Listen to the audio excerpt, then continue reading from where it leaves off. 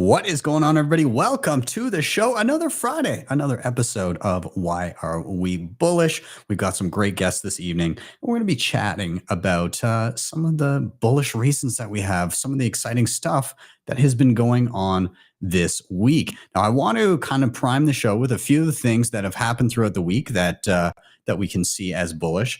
Michael Saylor talked a lot about some of the things that would need to happen to have Bitcoin absolutely skyrocket. And one of the things he talked about was a change to the Financial Accounting Standards Board, or the FASB rules. And this was a change that allows, or actually requires, companies when they're doing their reporting to mark digital assets to market. And so because of this change, Tesla reported a $600 million Bitcoin profit boost after that the new accounting rules have come into effect. And that probably looks relatively attractive to a lot of other companies too. So this can be helpful. Also, the Bitcoin reserve bills continue to line up. So we have South Dakota lawmaker proposing 2 Bitcoin reserve bills. We have Indiana bill proposing pension fund investment in Bitcoin ETFs. We have Texas lieutenant government prioritizing Bitcoin reserves for 2025. And outside of the US, one of the big ones this week, the Czech central bank evaluating a reserve in Bitcoin. Now, Christine Lagarde from the ECB was quick to say that she's confident that's not going to take place. She's obviously trying to wink, wink, nudge, nudge behind the scenes and coerce countries into not doing this. But, you know, such is life with the ECB. And then we've got an interesting little thing that we're going to be chatting about today. We're going to be chatting about XRP and its supposed interference in and around the Bitcoin strategic Bitcoin reserve in the US. And so there's been a lot of back and forth about this. Pierre Richard, and I will share this tab here. Pierre Richard on January 23rd said the biggest obstacle for the strategic Bitcoin reserve is not the Fed, Treasury banks, or Elizabeth Warren. It's Ripple/XRP. They are aggressively lobbying against the SBR, or Strategic Bitcoin Reserve, by throwing around millions at politicians desperately trying to derail it. They did the same to attack Bitcoin mining under the Biden administration. Obviously, they want to protect their marketing narratives and push for CBDCs built on their platform. There's been a lot of back and forth over this past week, and we're going to be chatting a little bit about that. We're going to be maybe doing a little bit of comparison side by side between Bitcoin and XRP. But I just wanted to play this quick clip of Giacomo Zucco, who here is describing in 2 short minutes why he believes XRP is a scam. So let's take a quick listen before we kick off the show. Report on it. I read a few things. It was total bullshit. Ripple was a fixed federation, totally centralized, just masquerading as a decentralized ledger, and it was a pre-mined 100% control shitcoin masquerade as a decentralized asset. So I wondered why Satoshi scammed me. And then it turned out that Ripple originally was a legit project of routing credit, a little bit like Lightning Network before Bitcoin, completely legit, born in 2006, but then the project failed, it was closed down, and these scammers in 2012 took the name of an existing project that was mentioned positively by Satoshi in order to scam people. So these are very nasty people. Garlinghouse is behind most of the anti-Bitcoin propaganda about climate bullshit. You know that we now have the School of Satoshi is a beautiful Bitcoin symbol, but it was created anti-Bitcoin, funded by Greenpeace, was funded by Garlinghouse in order to hurt Bitcoin. So they're very nasty. I think that, I mean, we all hate Ethereum. Yeah, it's a scam, it's pre-mined scam, it's centralized, but Ethereum has a weak spot, which is the fact that being fake technology, they have to fake a lot of new technology every year. Like they have to say, now we go proof of stake and sharding and stuff and second layers, and they have to keep lying up this kind of fake technology in order to stay relevant. Ripple has the strength that they don't have to do anything at all. They just sit on the same bullshit of 2012, literally the same, and once and they do some lobbying with banks and now government in order to seem legit. Then they do a little bit of pump, and then they go away for 3 years. So they understood the cyclical nature of Bitcoin hype, and so every bull market, Ripple brothers will come back to try to invest and infect Bitcoin activity. That said, I think that if you look at the Ripple versus Bitcoin chart, the most damage was done at the beginning. Now they have a little bit of comeback, and then another one now. I mean, long term, Eloquently said by Mr. Giacomo Zucco. Everybody in the audience, thank you for being here. Please do smash that like button. For every 100 likes we get this episode, we're going to do an extra giveaway of sats near the end when we're taking questions from the audience. So please do that. But we're going to dive in right now. I am Ben with the BTC Sessions. This is your daily session.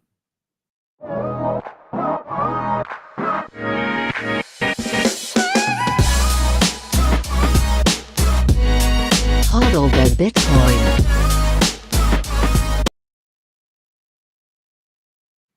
All right, we are going to bring in our guests right away. I want to welcome to the stage both Freddie and Suze. Welcome, you guys. Thank you so much for being here, coming to get bullish on Bitcoin specifically, non-XRP, on a Friday. And I know it's late for you guys, but thank you for being here. Freddie, can you give yourself a quick intro? Who are you? What do you do? Absolutely. Thanks very much for having us on, Ben. It's always a pleasure to join people that I've been following for years myself. So I am co-founder along with Suze of Bitcoin Policy UK. I do the legal side of things. So I'm a lawyer by training.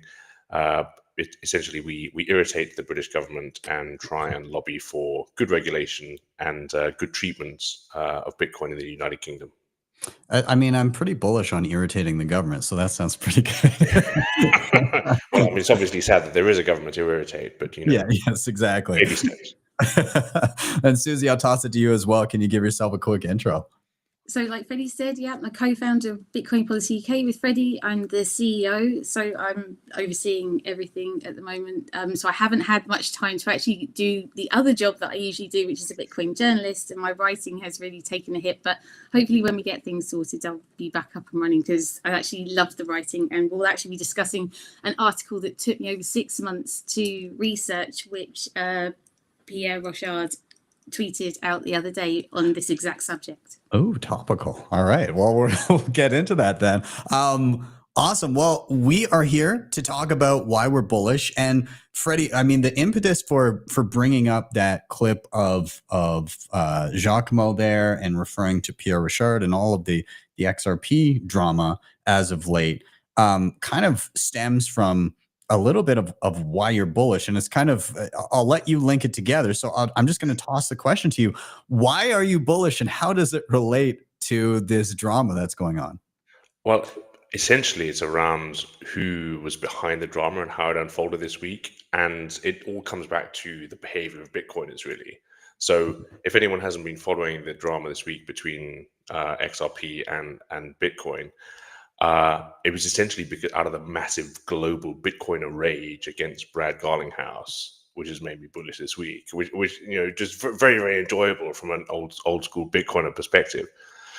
So taking a step back, a lot of this came out of Trump's executive order. So as we all know, the Trump administration has issued an executive order, and as part of that, there's an effort to assess the merits of unfortunately not a solely Bitcoin reserve, but a digital assets reserve, should we say.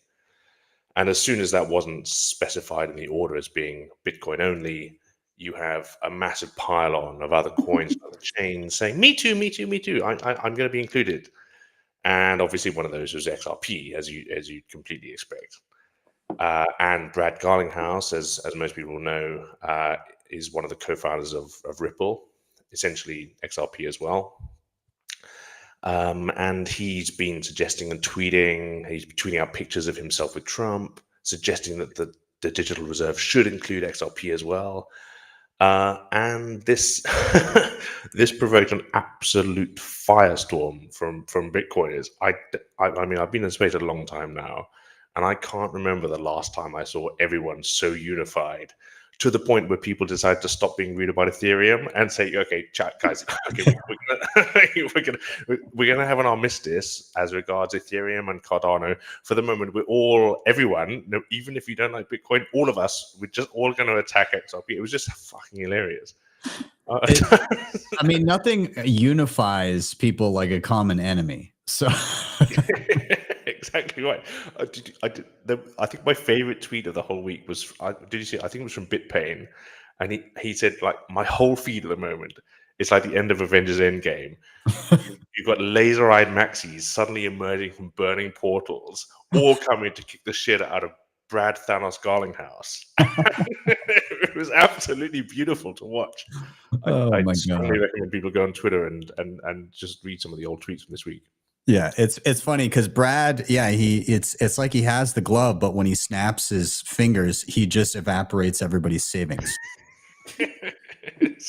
Or, for Brad, he snaps his finger and he shits his own pants. I mean, Yeah. that was kind of That too. It was just beautiful. I want to give some context as to again, like for those that were around for the 2017 cycle. Shit got absolutely insane. And so I was working at an OTC desk in late 2017. And this was like before the hammer really came down and they were like, all right, we got to start regulating in some way. Like this, it was pretty wild. I remember distinctly in December of 2017, sitting in a room with 3 other desks of like just shoulder to shoulder people, 3 desks sitting there. I'm working, and each desk just has a cash counter out in the open. And every person in the room that was waiting just had wads of cash. And they were basically kicking down the door to buy whatever went up the most that day.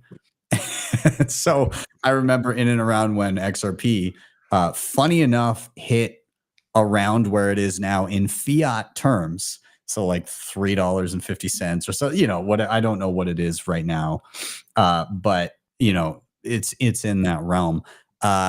And people were like, just give me that. Here's 10 grand in cash. I would like nothing but XRP loaded up.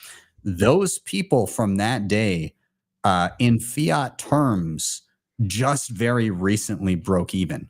So like through the largest round of money printing in our entire lives, they just just recovered the fiat value that they had in 2017. Not even like the purchasing power is completely it's not inflation adjusted either. So in real purchasing power terms, they've lost. Yeah, exactly. And so like just when you measure against Bitcoin, when you're looking with, other garbage coins as of late that are new, it's hard to get a good idea of that long-term performance. But Ripple, and I say Ripple because they were originally called Ripples, and then they rebranded to XRP to separate. Oh, like this, they just came into existence. That we absolutely didn't create them out of nothing. Well, actually, while we're on that point, the ticker is XRP in the same way that the ticker for Bitcoin is XBTC, and so the clues in the freaking ticker, it's XRP because X is a currency exchange, and RP. I mean, what the hell do you think that stands for? Yes, exactly. So I mean, just to give an idea. Here is the chart of XRP versus Bitcoin this isn't like just the past few months or a year.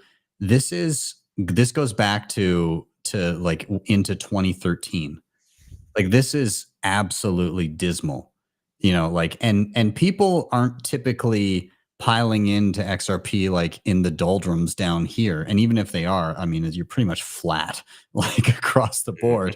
But like when people were kicking in the door and they wanted everything, it was like here, this was it. Like you know, in 2017, the craziness in and around there, you know, very, very end of 2017, as it was getting insane there. Like that's when people are buying this stuff, and you know, you get a little bit of excitement here. Oh, look, it's up in fiat terms, but look at the Bitcoin performance over an extended period of time. And so, I mean, if I do, either of you want to touch on a little bit of the creation of the asset and where it was allocated? Are you guys familiar with that? The kind of genesis of XRP and how it was, we'll say, released into circulation. Are you guys familiar? No. Well, I But mean, it's before you tough when tell say us, though- Genesis, Suze. Also, I was going to say another thing that united the Bitcoin community that was related to this was the Skull of Satoshi. Everyone Yes. got behind that in the same way. And Forbes actually wrote about what the chart that you were just showing. They actually wrote about it and declared XRP a zombie coin. That's great. That is great. Yes, I don't know the origin, and I would love to know. Here, I want to show the Skull of Satoshi first. Again, people that aren't familiar. Okay, so this is the Skull of Satoshi. Kind of cool. It was very cool. It's very cool. It became like a symbol of Bitcoin. Like Bitcoiners loved it. But where did this come about? It's because Brad Garlinghouse spent $5 million to align with Greenpeace to try to change Bitcoin away from proof of work. And so he commissioned an artist. They commissioned an artist to create this piece. And then put it on the back. Funny enough, put it on the back of a truck that was likely like a diesel truck, and drive it around New York. And worth finding those pictures. Very funny. Yeah, it is very funny. And they're driving around in traffic to try and change the code, and everybody's like, "Well, just change it. Like, go ahead, fork Bitcoin, write the code." In fact, if a fork already exists that is not proof of work, nobody wants it. It's trending to zero already. Yeah. I can't remember whether it was Garlinghouse or Larson, Chris Larson, who was Garlinghouse's co-founder, who put that money up. I think it was Chris Larson. It might be Larson. I feel it might be Larson because he also gave $10 million to Kamala Harris. You're right. You're right. It wasn't Garlinghouse. It was. Yeah, he was doubling down at that point. You know, I've lost $5 million on finding this. Interesting. It's interesting you mentioned the skull, Ben, because we actually want, obviously, again, stepping back a bit, the change the code campaign that you mentioned there around, you know, trying to change the code. Obviously, the first thing people said was, you know, well, chaps, you want to change the code, you know, submit a Bitcoin improvement proposal. This is how you do it. This is the GitHub. Here you go. Submit your ideas for community review. We reached out to the head of the Change the Code campaign, and we wrote him an open letter. We tried to engage with him. And Suze, didn't you have a call with him? I did, yeah. I had a half an hour chat with him. Yeah, he sounded like a Bitcoiner to me. He seemed like a nice guy. He really did. I was like, you sound like a Bitcoiner. He said, you sound like you should work for Greenpeace. And I'm like, oh, no. I mean, but he actually admitted to me that the Change the Code campaign was not working. Yeah, of course. On that. Yeah, but for him to admit that, and he was the head of it. It is funny. Again, they're trying to say that proof of work is wasteful. That allocation of capital was beyond wasteful. Like they didn't even try to actually fork the code. They were like, somebody do something. Like, how about you fork the code and then use the money that you got to try and, I don't know, gain support for the code that you forked. That's like, hey, here, look, we forked the code. This is more efficient, or whatever we want to say it is. Everybody come and join the actual alternative that we've made. But again, proof of work is kind of the point of Bitcoin. It's that you can't create something for nothing. It actually requires energy in order to create more Bitcoin. We're trying to mirror the qualities of gold in that you can't just create it out of nothing. And furthermore, the proof of work is also making it prohibitively expensive to reverse transactions. so that you actually have transaction finality. There's a website called How Many Confs, CONFS, .com, and it shows transaction finality when it comes to proof of work coins comparatively, and how much more time would it take another chain to have the same degree of finality of transactions as 6 Bitcoin confirmations. So I just want to show, so this is basically how much energy comparatively would it take other blockchains to get the same degree of certainty that your transaction cannot be reversed. And so it's very telling. So here it is, Bitcoin up top. And so this is the baseline. 6 confirmations on Bitcoin in roughly an hour, right? 10 minutes per block. Dogecoin, funny enough, Dogecoin is the next closest. And it would take 13 hours and 8 minutes instead of the 1 hour and 6 minutes, like in the most recent 6 confirmations. 12 times slower. Litecoin, 10 times slower. Bitcoin Cash, 218 times slower. Monero, 183 times slower. Ethereum Classic, funny enough, better than Bitcoin Cash and Monero, 30 times slower. Zcash, 795 times slower. Dash, 1,658 times slower. Ravencoin, I don't even know what that is. I feel like I've heard it in bygone eras. This is 2013, isn't it? Yeah, I mean, I didn't even know Dash was still a coin. Yeah, I know. Oh man, remember people buying master nodes? So what a waste of. Oh God, Dash was over $1,000 at one point, wasn't it? It was. Oh man, that's so yeah. sad. It is sad. Well, actually, I mean, we've been laughing about Ripple to begin with, but the initial chart you showed there, Ben, was horrific because there are people, the people who were calling you when you were on that OTC desk, and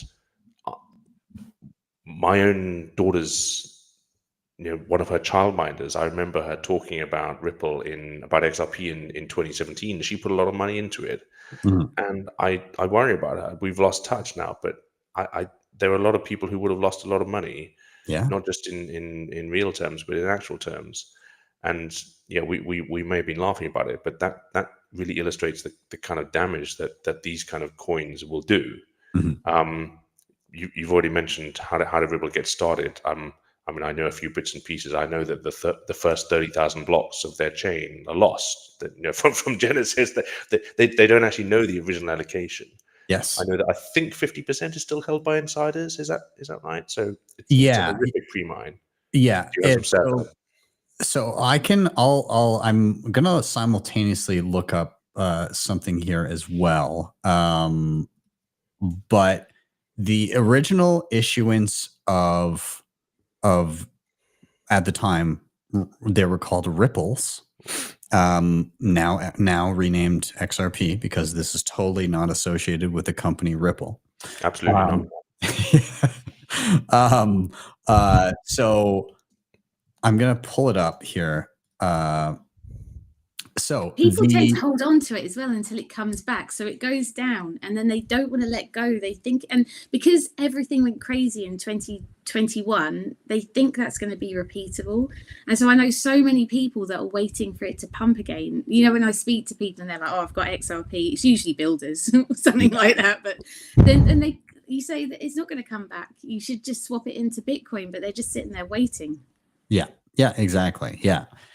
So the way it worked when it was launched, the token now known as XRP, there are 100 billion units, and all of those units, rather than proof of work, proof of stake, like any sort of like issuance, it gradually comes to market and is distributed as people have a way of staking claim to that thing. So with Bitcoin, it's like, no, you have to put in effort. Like you've got to put something on the line. In this case, you have to use energy to validate, or not to validate, but rather to basically like harden transactions to make them difficult to reverse and confirm that they are in line with the consensus rules.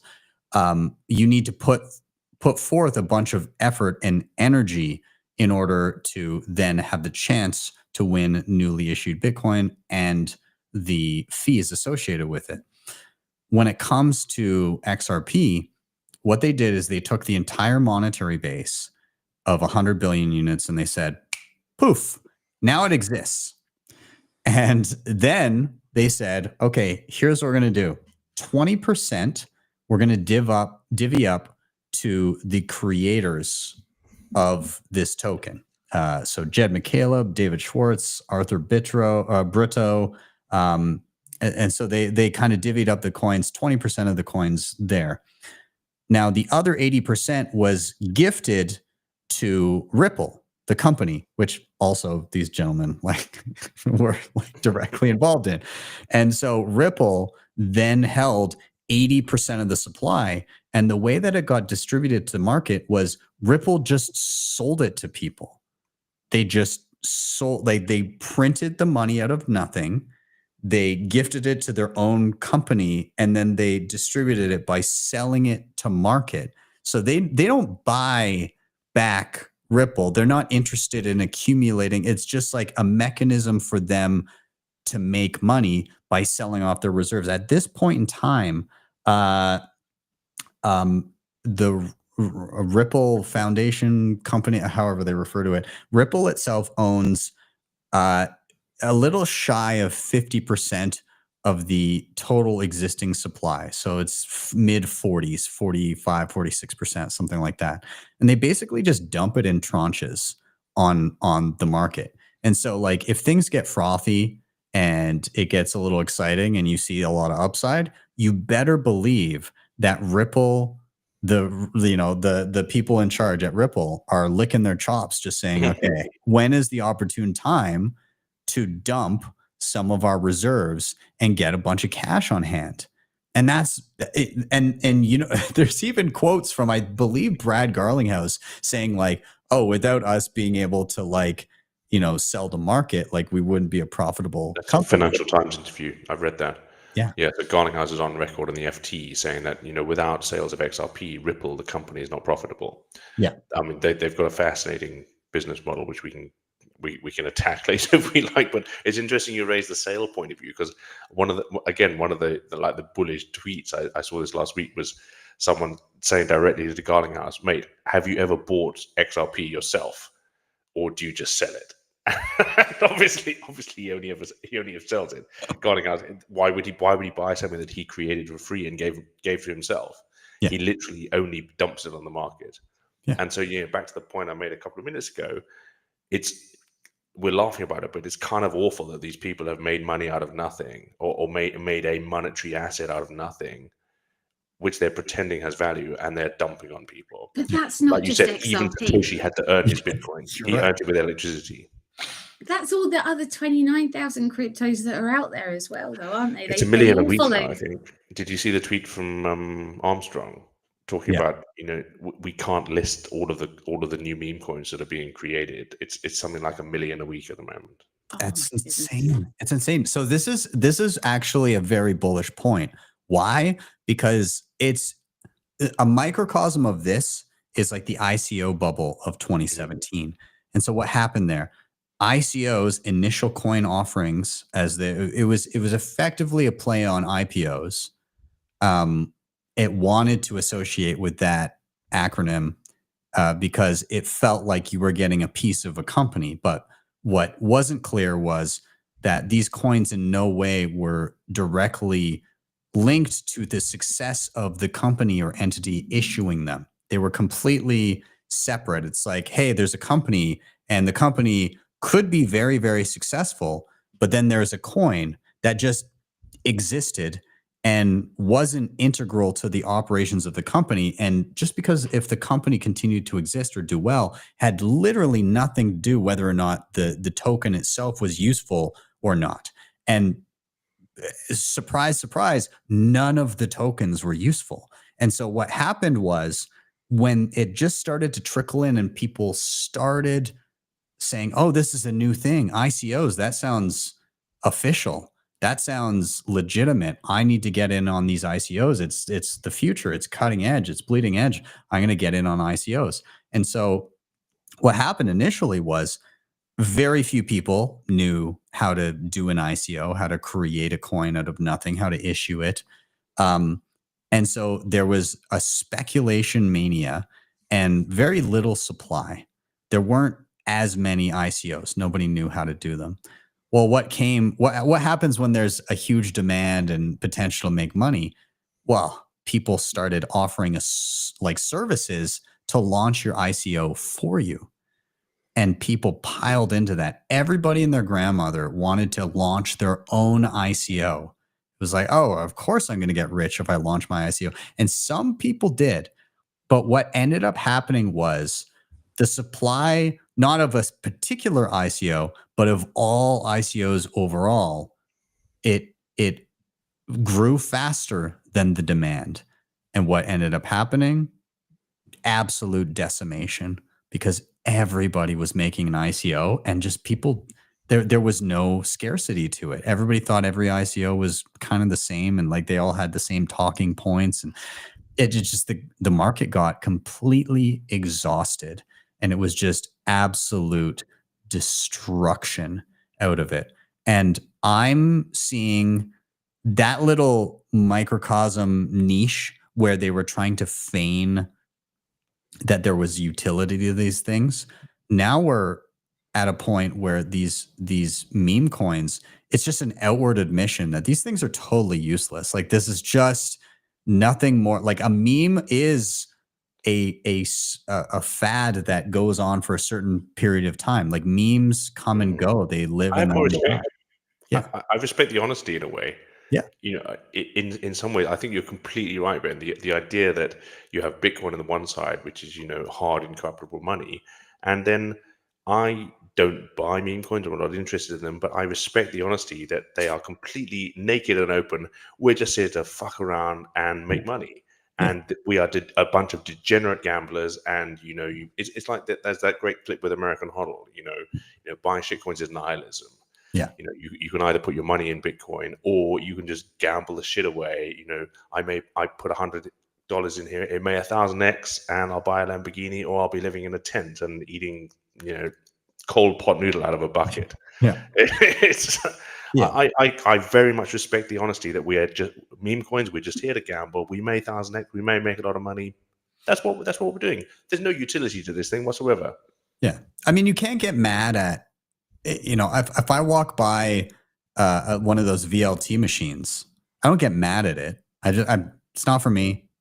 Like I'm not, I don't. No, but they don't market to people, do they, in the same kind of way? And You're right. The biggest part of the scam is that they pump out all these articles telling everyone how amazing it is. I mean, we've all read them, like Cardano is better than Bitcoin because Bitcoin is the boomer coin, and they try and spin it so that the next big thing's coming, and people buy it. They think they're in on something that nobody else is. Well, I think, and Suze, I think you're getting to a point of why this is bullish, and that's the differentiation between that, because Cardano, and as we're talking about right now, XRP, they're kind of these last remnants of a bygone era of pretending utility, right? Like these were previous cycle things, and they're just kind of, they're able to eke along because people are looking at the fiat value of them. And so in a world where fiat is meaningless and gambling is the only perceived way of people maybe making it, then the last few of that bygone era of like, oh, there might be some utility to it. People are maybe going to cling to that for a few coins.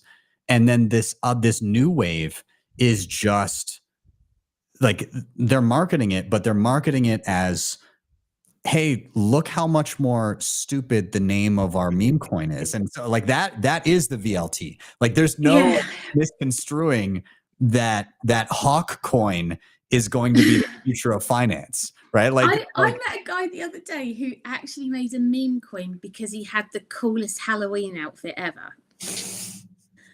How did honestly it go? And he thought it was hilarious. He was like, I love Halloween. I had this brilliant outfit, and somebody thought it was really cool, and they made a meme coin out of it. He's now suing Gary Gensler for something. I don't know what, but there's some issue there. If I had no principles, I would make a Roid guy coin and just launch it. Wait, I'm very confused how somebody who made a meme coin sues Gensler, because I feel like Gensler would have been the one person that prevented him from doing the thing that he just did. The whole thing, I can't tell you the ins and outs of it. I was just so kind of, it was a jaw-dropping conversation all round, but yeah. I mean, I don't know. again, being very dull and speaking as a lawyer, I suspect that suit will be thrown out. But Perhaps. I want to bring up one thing. We were talking about the ledger, the XRP ledger. Here's here's Pierre Richard once again. This tweet from him I quite like. I'm dying of laughter. Ripple is killing me. Ledger number 32570. Due to a mishap early in the XRP ledger's history, ledgers number 1 through 32569 were lost. This loss represents approximately the first week of ledger history. Thus, ledger 32570 is the earliest ledger available anywhere. Because the XRP ledger's state is recorded in every ledger version, the ledger can continue without the missing history. A ledger index reset to number 0 was deemed too disruptive. Therefore, number 32570 may be thought of as the Genesis ledger, or in Bitcoin vernacular, the Genesis block. Can you imagine if we're talking about Bitcoin and we're like, you know what? The first 32,569 blocks, yeah, kind of lost those. Not quite sure, like the genesis of the entire history of the creation of the currency or what happened immediately thereafter. But everybody has up to this point. So yeah, same. I mean, I don't understand as a IT matter how on earth that happens, but I think that's actually illustrative of quite a dangerous point. And Suze, this comes to your decentralization question.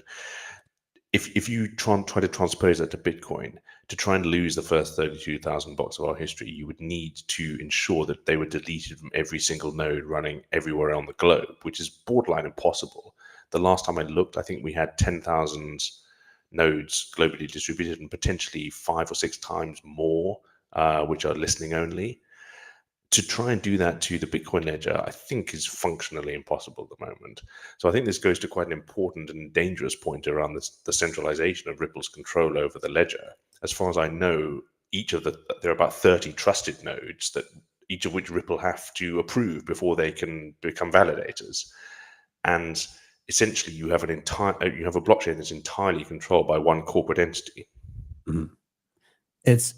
There's a good book by Phil Champagne.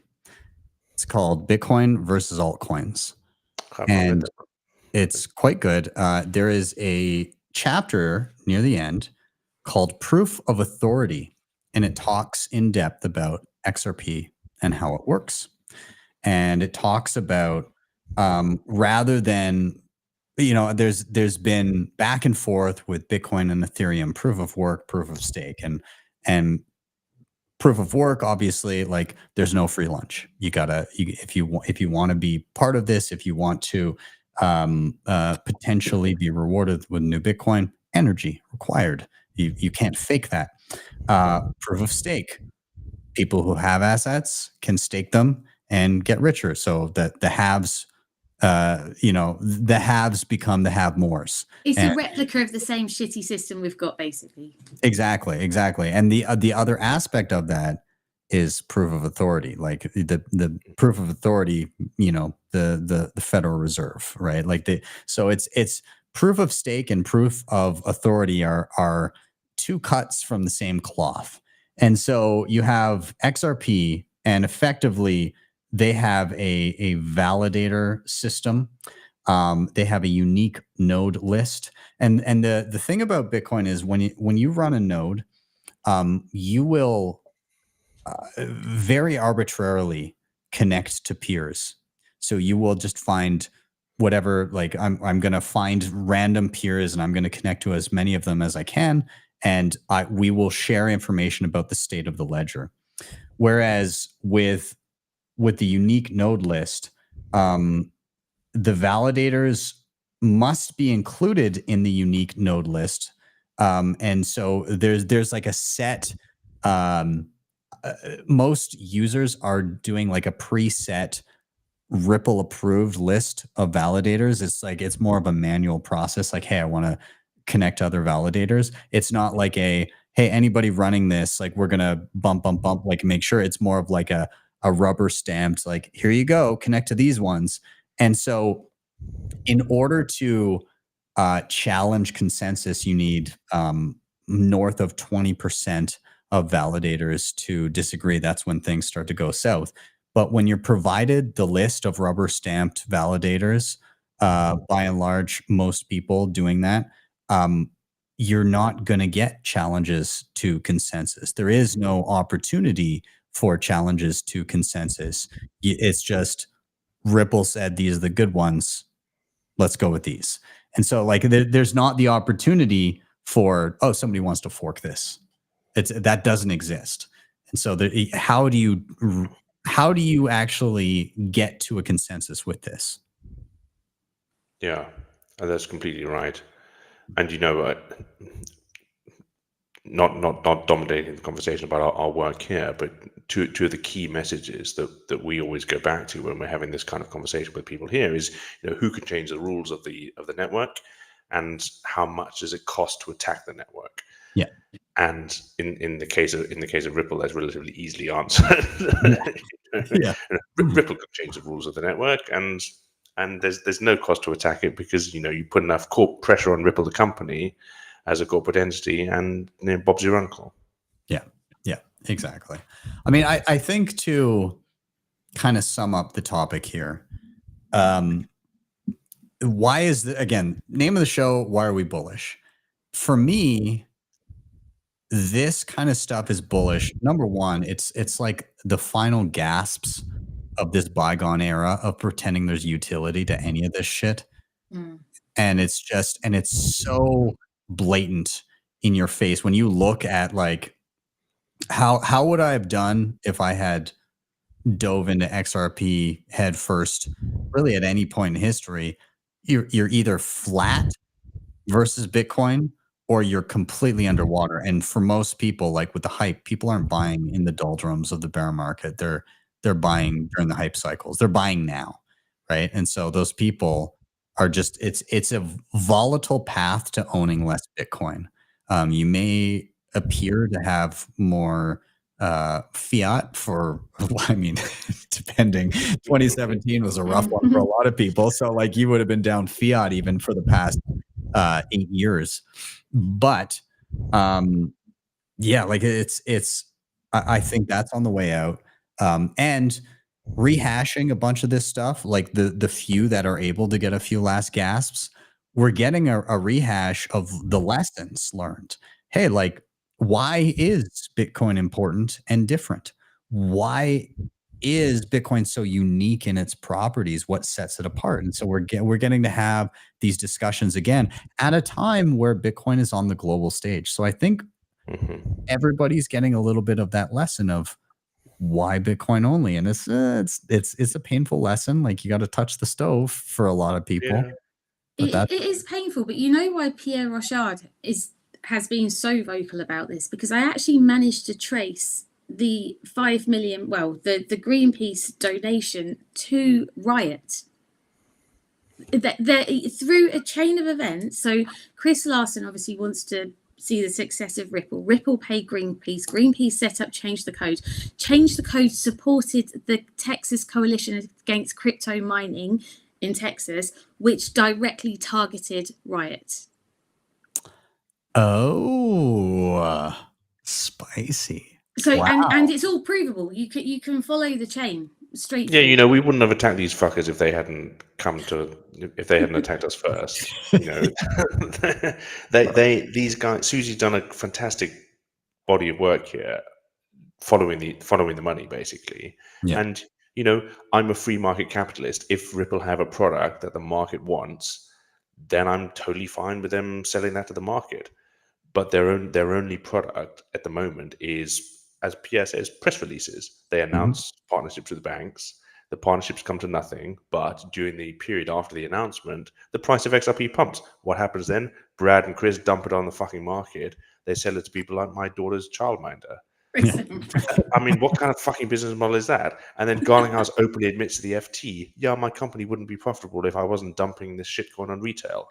Yeah. I mean, how the fuck does this guy sleep at night? While they're actively targeting Bitcoin. Yeah. And it's provable that they're actually targeting Bitcoin. But again, looping back to why I'm bullish, I mean, Ben's completely right. The idea that, two things. Firstly, this was an enormously unified global action by old school. There were people digging up Andreas Antonopoulos tweets from 2014 talking about that. I mean, I've never seen a unified action from Bitcoiners. I haven't seen people this united since before the fucking block size wars. It was absolutely incredible to watch. And at the same time, to the point we were making earlier, I think it's a really good illustration of what distinguishes Bitcoin from everything else. Yeah. If Ripple is in the same bucket as Hawk Tuah coin, it's in the same bucket as Squid Game. It is as shit as any of those other things. I hate Ripple. I hate XRP much more than I hate Ethereum. Back in the day, I thought the idea of a decentralized world computer was quite cool. It's the same kind of idea that Richard Hendricks had in Silicon Valley. If anyone's seen that show, he wanted a decentralized world computer running on everyone's phones that no one could shut down. I think that's a cool idea. But I mean, fuck knows what Ethereum is now. But again, are you trying to tell me it's not the world computer that we thought or that we were promised? If it has product market fit, if you're a dyed in the world capitalist, if something has product market fit and the market decides that it wants to spend money on it, then fair enough. At the moment, the market's decided they want to gamble the fuck out of shit coins and meme coins. It's your money. It's your choice. If you're making an informed decision, you want to spend your money on a shitcoin, you do you. That's totally fine. But you're not making an informed decision, are you? That's the problem. Worry. You're being coerced into it and tricked. Yeah. And that's what's so awful about XRP, because they're pretending that they have all these partnerships with banks and they're going to be this wonderful world of decentralized finance. And that, I think, is at the heart of why Ethereum's not the mother asshole from which all other shitcoins spring. The mother asshole is XRP and Ripple. That's that. Yeah, fair. I want to, before we change gears and we shift to the next reason for being bullish on this, I guess tangential to this topic, I reached out to Pierre Richard this past week, and we've got something brewing for next week. It's on Tuesday, February 4th at 2 p.m. Eastern time. So what we're doing, and I would encourage everybody watching to partake in it, and it plays into why Bitcoin is different and important. So I made a tutorial recently on how to download and run your own Bitcoin node on your own laptop, and then to actually run the numbers. And from the very beginning of Bitcoin's existence, audit all of the transactions up until that very moment and check the exact supply down to the Satoshi of Bitcoin, something you cannot do with dollars or euros or, Canadian moose shekels or even ounces of gold. Or XRP. Exactly. Or pretty much like half the shitcoins out there too.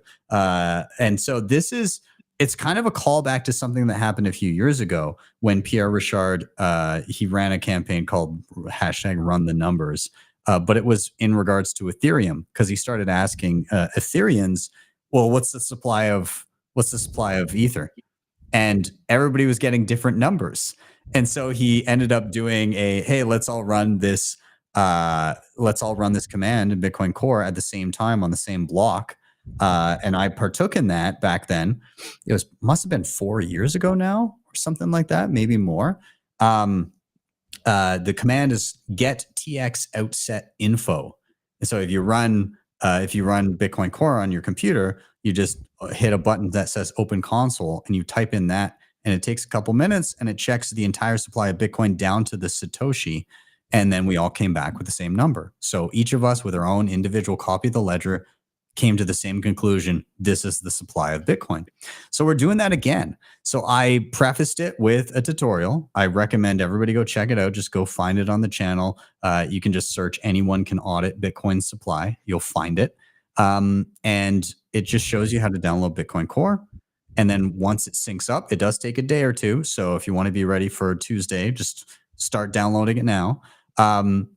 And once you have a full copy of the ledger, it's a couple clicks, and then you type a command, and then you wait a minute or two, and it'll pop out a number for you. And we're all going to do it coordinated all together on Tuesday.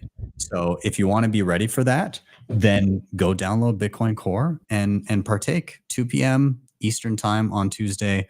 And we're all going to audit the supply of Bitcoin together at the exact same time. And I think it's super cool. I love that this is a thing. Can you imagine central bankers like even wanting to audit the supply of their currency? It would be very, very telling. Like, I don't know about in the US, but in Canada, we stopped reporting certain numbers in and around currency supply. I can't remember. And I believe in the US, I think they stopped reporting on, was it M3 or M2? I can't remember. Anyways, at the moment, Barclays Bank is not working in the UK, so there's like 30 million people who can't make payments right now as I speak. Oh, So, hang on, I just pulled it up while you're talking. So this is, thank you for bearing us with us, say Barclays. We're sorry for the issues making and receiving payments today. We know this isn't ideal. I mean, this is isn't ideal. Fucking ridiculous. Yeah. We know that this is a minor inconvenience, but all of your money is inaccessible. Exactly. That's not a joke. You literally, I mean, it's there on the screen. Yeah. Well, basically, they've said all of your money is inaccessible. Yeah, exactly. David Wrong in the chat asked, is there a calendar invite for this event? David, this will be live streamed on the channel at 2 p.m. Eastern time next Tuesday. So just jump into the chat, have your Bitcoin Core queued up, and then follow along. I'll screen share and make sure everybody's kind of doing the same thing as me. Myself, Pierre, and a few special guests we'll all be doing this together, and we'll compare notes. We'll make sure that we all got the same number, and that's pretty much it. So just show up, have your copy of Bitcoin Core, and we'll run the numbers all together. I think it's going to be a good time. I feel like this should be an annual event almost. Yeah. Did you know that Grayscale are applying for an XRP ETF? I mean, scam's got to scam somehow, right? You know what's super bullish on the ETF front, actually, Suze? I'm glad you brought this up. Is they are launching a hybrid Bitcoin Ethereum ETF, which I think is so bullish, and the reason is you'll be able to directly compare the performance of that one versus only Bitcoin ETF. Yeah, but no one will care because they still buy S&P indexes, and 97% of that is shit, and it's held up by 3%. I mean, look at the way that the ETFs have performed against the Bitcoin ETFs. They're kind of non-event, and particularly IBIT, the Bitcoin ETFs are, I think, statistically the most successful ETF products that have ever been launched in history. And no one really cares about the Ethereum ETFs. So like I was saying earlier, these things need to be tested in the market. If you think your product is better than Bitcoin, make it compete with Bitcoin. None of us here are religious about Bitcoin. We simply use it because it is the Hang on a second, Freddie. Like, I literally can't sleep without thinking about it. So but speaking like in a kind of dull and dry way, we use it because it's the best tool to achieve certain things that we want to achieve at the moment. And if there was a better tool, we would use a better tool. We're not precious about that. Yeah, but at the moment, there isn't. So that is true. And Ben, your audit point, that's why I'm convinced, because of the way that you can audit Bitcoin. BRICS were considering creating their own currency that was going to be backed by commodities. And they've obviously got gold, and they've got oil, and they'll have a basket of commodities that there's no way that they'll be able to audit. Oh, yeah. And there's no way they'll trust each other. I mean, they might have an alliance that suits them, but there won't be any trust there. The only way that they'll be able to do that, I think, is through Bitcoin. Yeah. Can you imagine the trouble of, it's one thing. I mean, we already completely lost the trust of a single sovereign nation safeguarding the gold, even for its own citizens, to back the world reserve currency. And they couldn't even do that for their own citizens. They revoked the gold peg. Imagine multiple countries trying to coalesce on a singular currency that they claim is backed by commodities. And each country is saying, oh, yeah, we've got those. Don't worry. They're in a vault somewhere. And every other country is like, do you, though? Because like we sold ours. Well, it's interesting you bring that up. Have you seen the stories this week around the delay in making gold claims from the Bank of England? No. So it's interesting looking this up. So slight segue away from Bitcoin for a moment. So obviously the Bank of England holds about 20% of the above ground reserves in the world, but it doesn't own those. So it custodies those on behalf of other people. So at the moment, a lot of United States owners of that gold are looking to repatriate their bars, and the wait time for your repatriation has increased from a couple of weeks to about 8 weeks at the moment. So if you're in New York and you're wanting to get your gold into America, you're now waiting for 8 weeks for final settlement. Can you imagine waiting 8 weeks for a Bitcoin transaction? I mean, and we get frustrated if a transaction's coming in and like a block is slow. Yeah. Can you imagine waiting 8 weeks for a Bitcoin block to confirm? Oh my God. I mean, can you imagine the fees on that shit? Yeah. Jesus. Oh Lord. All right. I'm going to shift gears here. We're going to do a rotation. But I do want to say to everybody in the chat, thank you so much for being here. If you can, please smash that like button. It really, really does help. And for every 100 likes we do get on this video, I'll do an extra little sat giveaway at the end. We are going to give a quick shout out to sponsors of the show before we jump into our next topic here. But on the other side of the break, we are going to do a little giveaway. So all I need you to do as a viewer is get your Lightning wallets ready, because you're going to try and snipe the sats from everybody else. You're going to try and scan a QR code before anybody else can, so that you can be the winner of the giveaway. So we'll be back in just 1 minute. Bitcoin Well is the best place to be buying and selling Bitcoin in Canada and the US. And now with Bitcoin Well Infinite, it's also the best place to be making large buys at their OTC desk of over $50,000.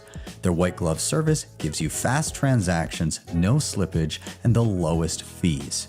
You can scan the QR code on the screen or simply head to bitcoinwell.com/btcsessions to sign up today. And you can share your own personalized referral link to earn commissions. Are you ready to level up your Bitcoin mining game? Mining Disrupt is the world's largest Bitcoin mining conference and expo, and it's happening March 25th through 27th, 2025 in Fort Lauderdale, Florida.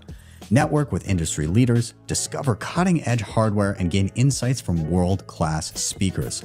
Plus, enjoy exclusive events like the Cigar Lounge and pre-party for meaningful connections. I'll be there, and I'd love to see you. Use the link in the show notes or scan the QR code on the screen right now to receive 20% off your tickets. Don't miss out.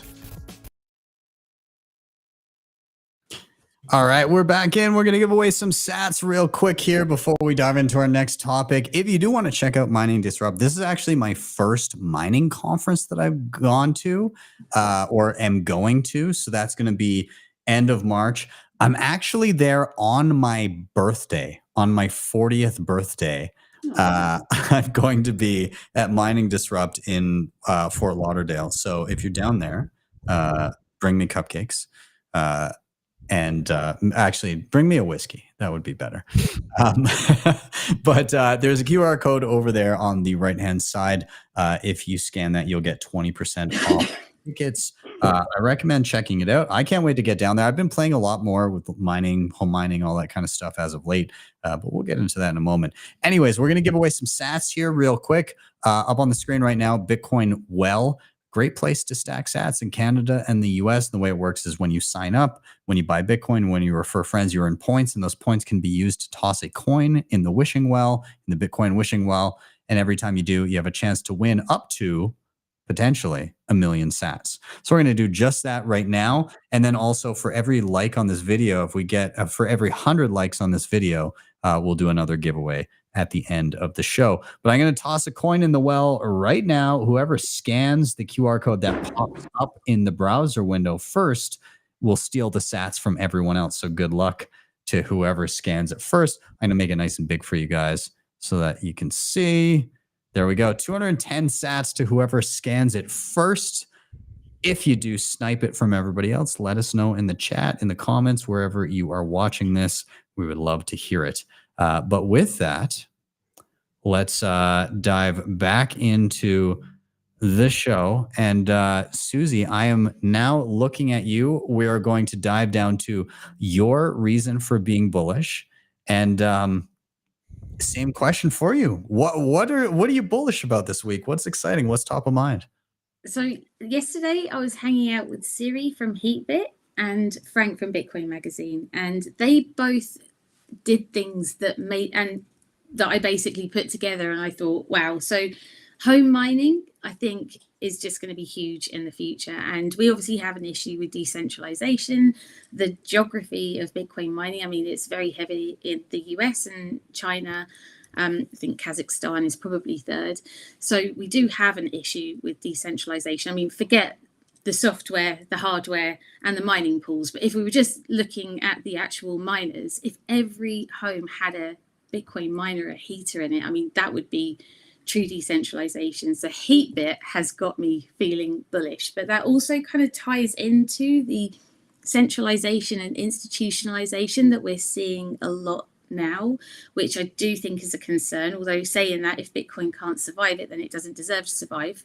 But the innovation in Africa that's happening is how I would like to see Bitcoin adoption actually happen. And they've got such amazing projects going in Africa, like Bitcoin Akazi, where they're creating circular economies, and they've got educational projects where they're basically teaching people how to code. And I just think that what's actually happening in Africa is going to be the thing that drives Bitcoin forward in the most positive way. I love that. It's so are you familiar with a few of the projects down there that, like, have you chatted to a few of the people in and around some of the mining stuff that's going on there? Yeah, so the mining stuff is brilliant. So obviously Eric at Gridless, that's huge. I mean, I just would love to go out and actually see that.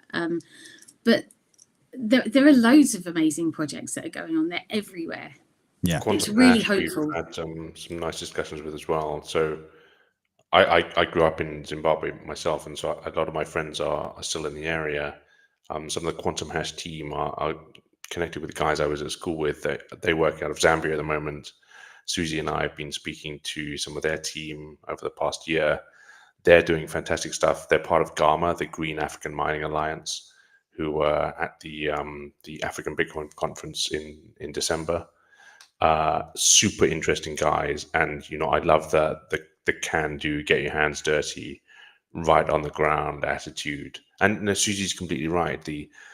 I have a reservation around the way that mining has centralized around gigantic listed companies, which are very easy to attack and very easy for bad actors, governmental or otherwise, to influence in one or more different ways. I think, again, Susie, you hit the nail on the head. If we can integrate mining into things like home heating, it means that Bitcoin is even more unstoppable than it currently is at the moment.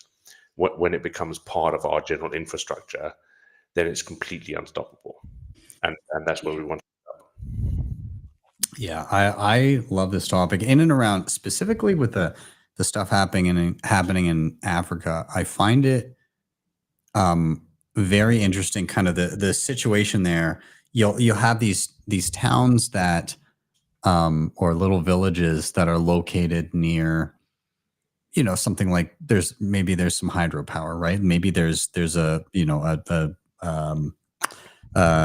some sort of a river or something like that, or maybe there's an excessive amount of opportunity in and around capturing solar, things like that.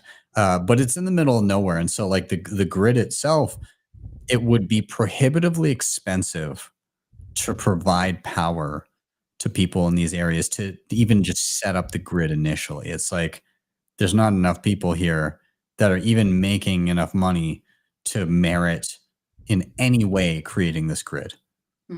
But with Bitcoin, you have a buyer of last resort.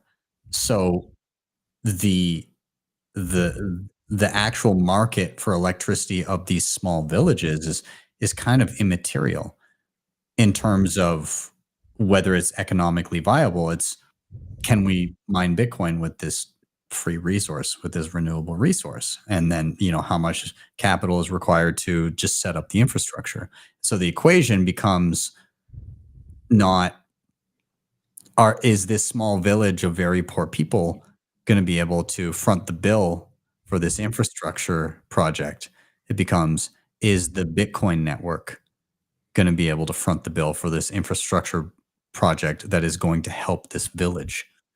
And the answer is more often than not, yeah, exactly. we can make that work. And satellite internet is absolutely crucial to making that economically viable.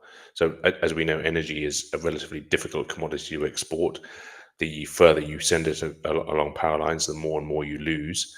And the reason that our civilization is built on hydrocarbons is because they're energy gens and they're relatively easy to transport to where they're needed. The unfortunate thing with a lot of renewable energy in particular is that it is locked into the location of its generation.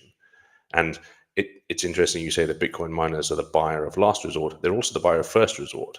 Yeah. So to get these things off the ground, your seed capital, if a large provider of electricity grids is looking at a location, if they have a market of 40 houses, that's not big enough for them to make the initial infrastructure investment to build a small run-of-river hydro plant. So that they just won't. That village will never be electrified if it's too far away from the grid. If it's too far away from power lines, they will be subsisting on paraffin lamps for the rest of their existence. But Bitcoin mining changes that. There's an amazing project in Finland that TerraHash have just started where they're heating 13,000 homes with district heating just off hydro.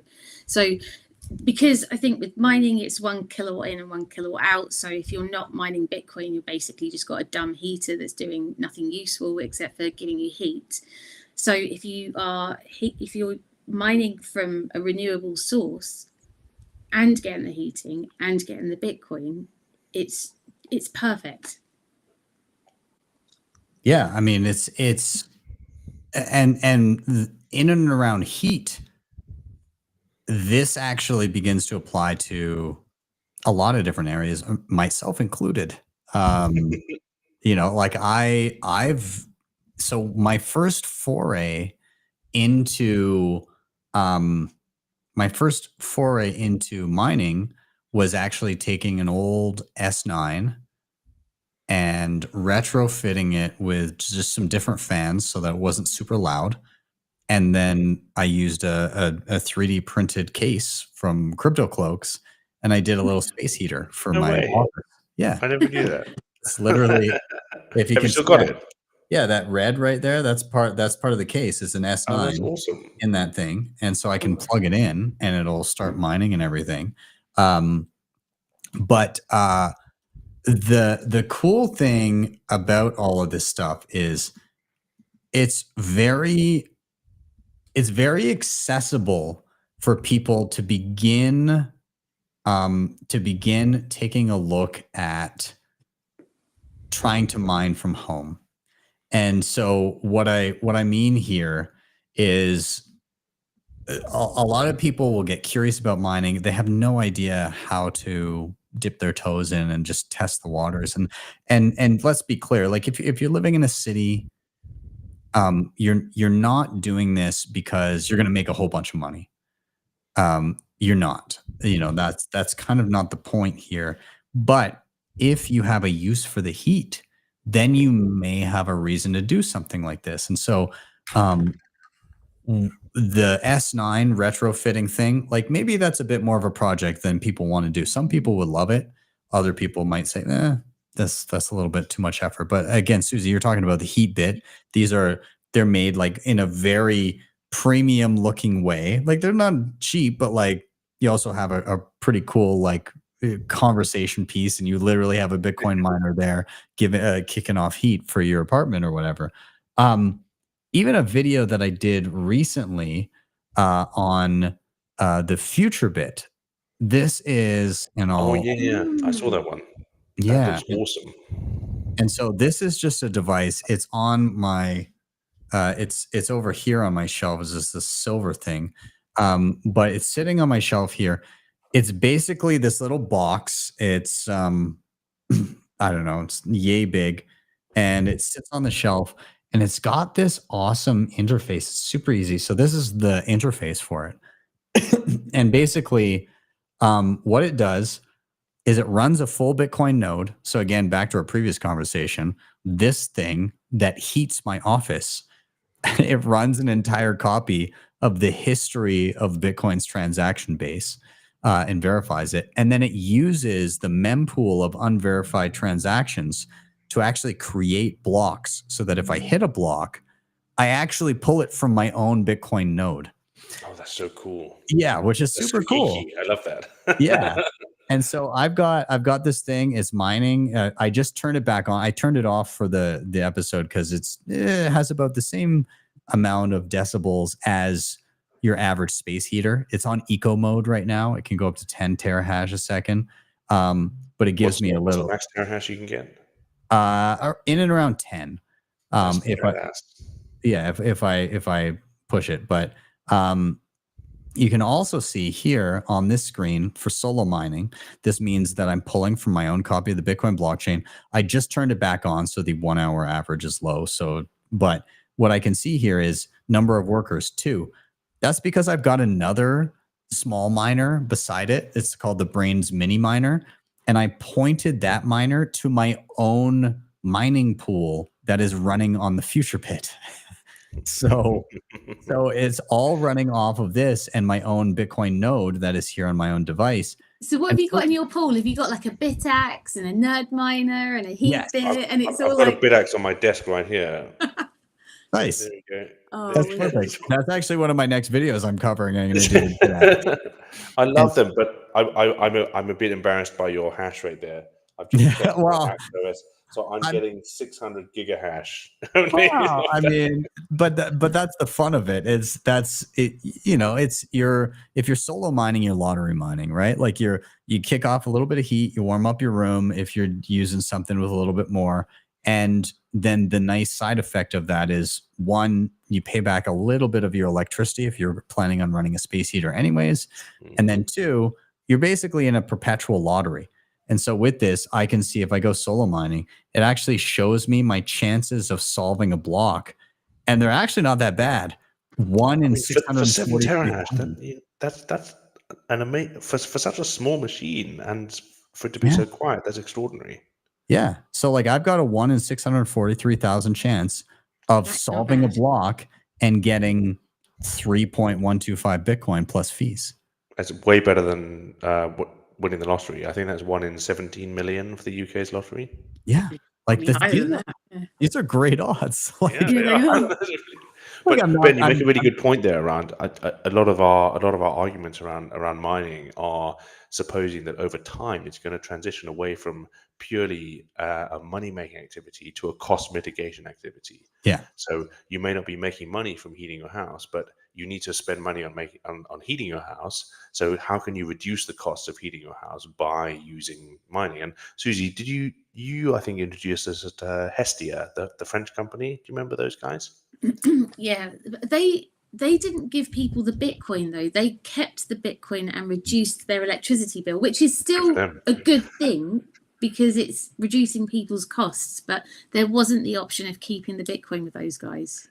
But you know that's a really interesting business model, isn't it? Because that's a company that, and the idea was that they would put these heaters into your home, and they would essentially give you cash back on your bill. So they'd pay you cash back in fiat. It was all new builds. They wanted to put them in all new builds.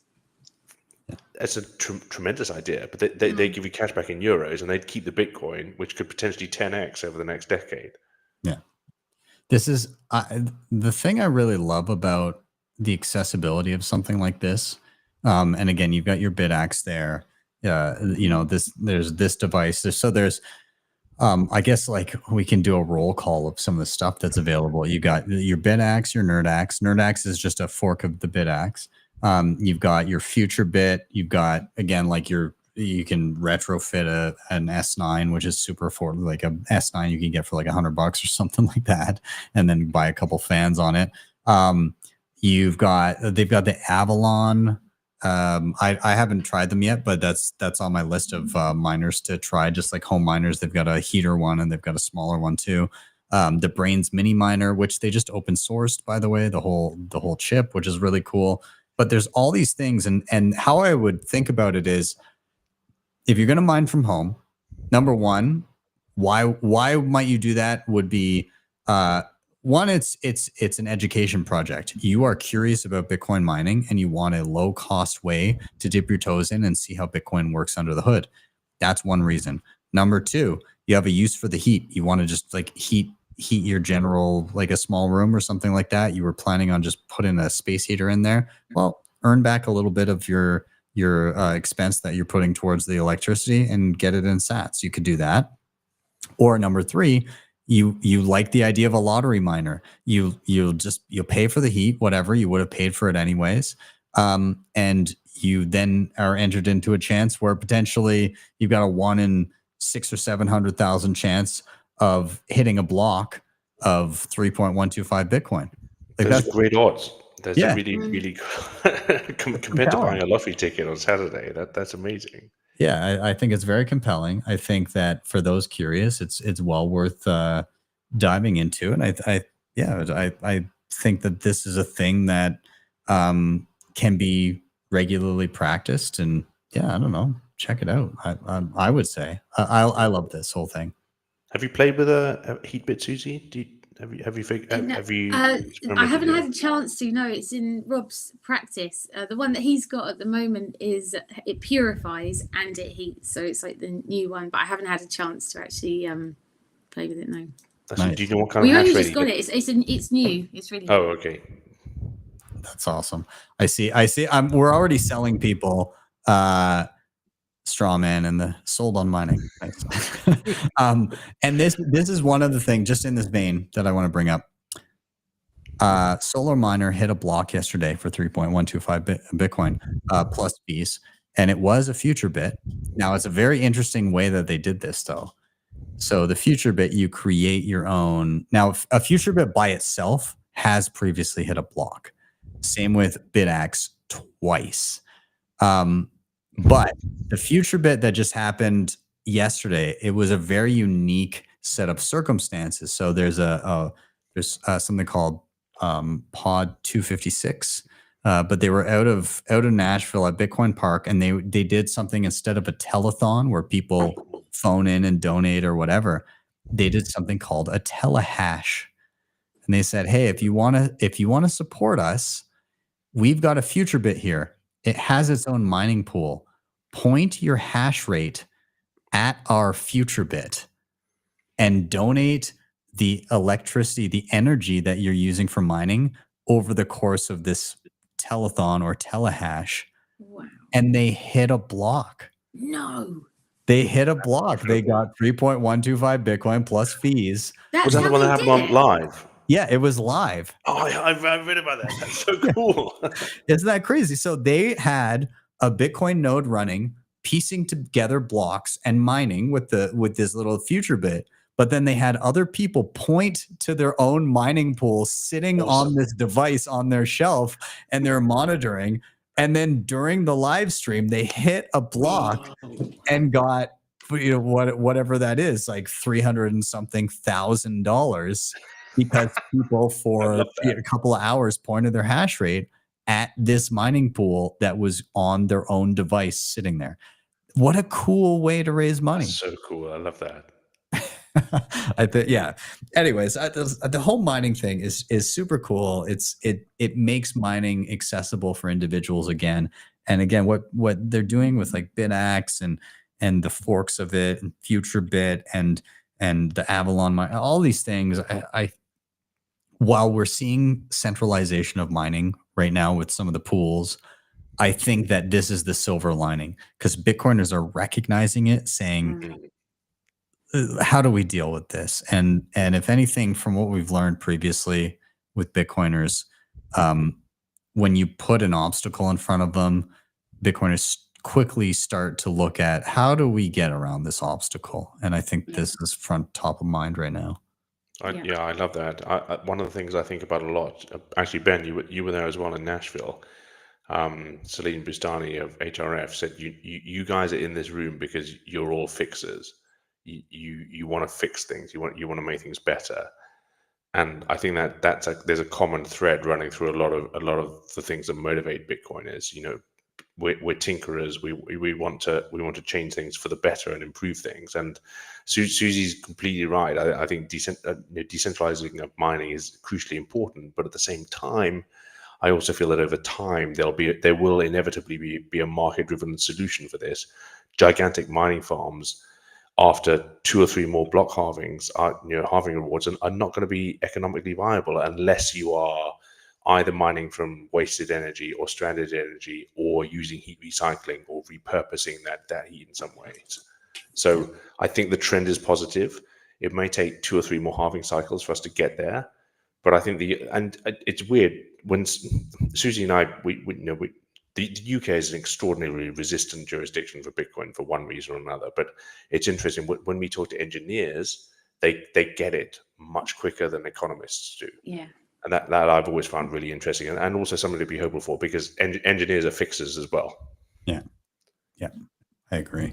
Okay, so I'm conscious of time here, but I would like to touch on one last thing before we wrap up.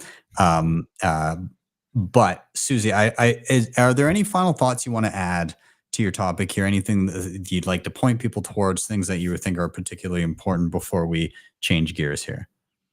No, I think we've covered everything. All right, fair enough. I never want to derail the conversation too much. Okay, so we're going to go into a final topic here, but what I'd like you guys to do that are in the chat, a few things. We're going to do a quick shout out to sponsors, but I'd like you to, number one, of course, smash that like button. We're well north of we've got 116 likes on the episode right now, and across all platforms, we've had well over a couple thousand people tuning in this evening. So appreciative of that. Also, I want you to keep in mind some questions that you may have for myself and the panelists here, because we'll field a few of those at the end of the episode. We'll pick a couple of the best ones. But we're going to do a quick shout out to sponsors. And when we get back, we'll dive into our next topic. So stay tuned. We're going to be talking a little bit about, is El Salvador seemingly moving away from Bitcoin as legal tender? What the hell's going on there? And why might I interpret that as bullish? I like doing some of these gymnastics in and around, well, this could be a good thing. So we'll be back in 1 minute. Securing your Bitcoin doesn't have to be complicated or invasive. With Nunchuck's Honey Badger plan, you get state-of-the-art multisig with built-in inheritance planning and no KYC required. Nunchuck is trusted by users to secure billions of dollars in Bitcoin. The Honey Badger plan offers 204 assisted multisig, guiding you step-by-step on mobile or desktop. It works seamlessly with hardware wallets like TapSigner, Coldcard, Jade, and plenty of others, so you're always in control. Plus, with non-KYC inheritance planning, you can ensure your Bitcoin goes to your loved ones. No private info needed. Take control of your Bitcoin today. Click the link in the show notes or scan the QR code on the screen to check out the Honey Badger plan. CoinKite has been in the game for years, creating hands down the best and most secure hardware when it comes to securing your Bitcoin. The Coldcard Q is an absolute powerhouse and my daily driver, and it's ideal for newcomers and advanced users alike. The TapSigner gives you a low-cost, user-friendly option for those just getting started or for convenience when traveling. You can head to coinkite.com and use code btcsessions for discounts, or simply scan the QR code on the screen to get started right away. All right, we are back in. If you do want to check out CoinKite, there's a QR code over there on the right-hand side of the screen. And if you scan that one, you'll get a discount on anything Coldcard related if you are in the market to check out some hardware. But I do want to segue a little bit into our last topic here, and it is in and around El Salvador. And so I'm going to highlight something. I'm going to bring up my screen here. And so this is John Dennehy. If you're unfamiliar with him, he is the creator of My First Bitcoin, which is an education initiative that they started in El Salvador. It is now worldwide. It's open source Bitcoin education, and it is now actually directly in the schools educating people in El Salvador, kids in El Salvador, in and around Bitcoin. And it's integrated into the high school system. I was actually at a graduation where I and many other Bitcoiners tested locals on their Bitcoin knowledge as part of their graduation, which is really cool to see. But we all know El Salvador, Bitcoin country, legal tender, but is it anymore? This was from January 30th, just yesterday. Good morning from El Salvador. After 3+ years of having Bitcoin as legal tender, yesterday El Salvador passed a bill sent by Bukele to revise that law and rescind Bitcoin's status as legal tender in order to confirm with IMF conditions for a loan. I don't care how much you try and spin this. This is a huge disappointment. The IMF was the enemy 3 years ago, and they remain the enemy today. The government also, for the first time since Bitcoin a Day program began, skipped multiple days in buying Bitcoin this week. What does this mean? Grassroots adoption and organizations here just got a whole lot more important. They will need your support now more than ever. Waste no time in mourning, organize. And more has happened since then. Day 2 of Bitcoin no longer being legal tender in El Salvador. Some updates. There are a lot of people who seem to misunderstand what legal tender means and also how the IMF loans work.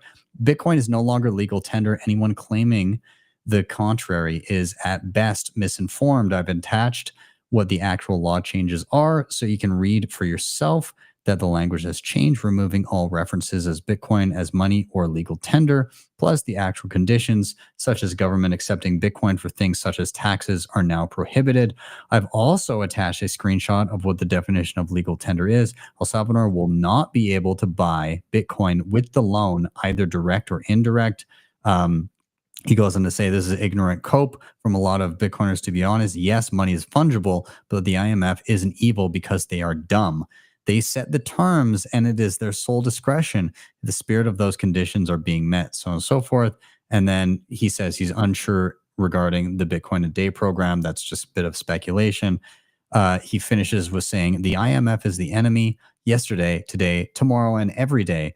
This isn't necessarily about the content of the changes. It's about making a deal with the devil. If you lay down with dogs, you get fleas.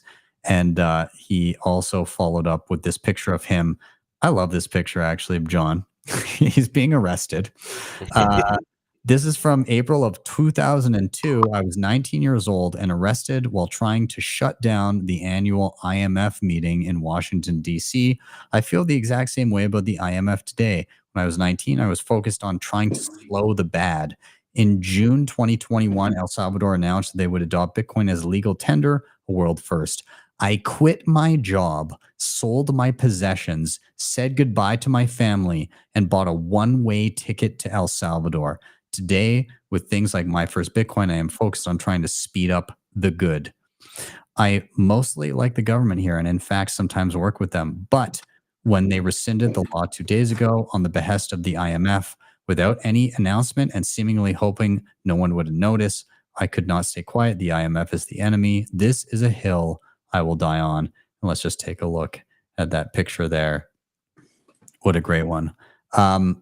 So why am I bullish on this? I'm not necessarily bullish specifically on these developments in and around El Salvador, but I am bullish on the fact that this law in El Salvador came about. Why?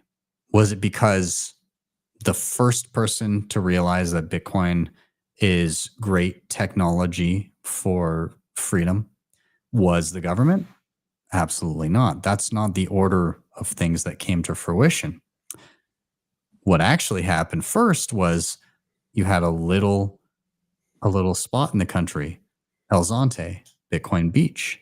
And that was seeded by an individual Bitcoiner anonymously donating to try and experiment to see if he could create a Bitcoin circular economy just by planting a little bit of money and saying, hey, here's some conditions. I would like you to use this money to develop a circular Bitcoin economy here in this small town and see if it works.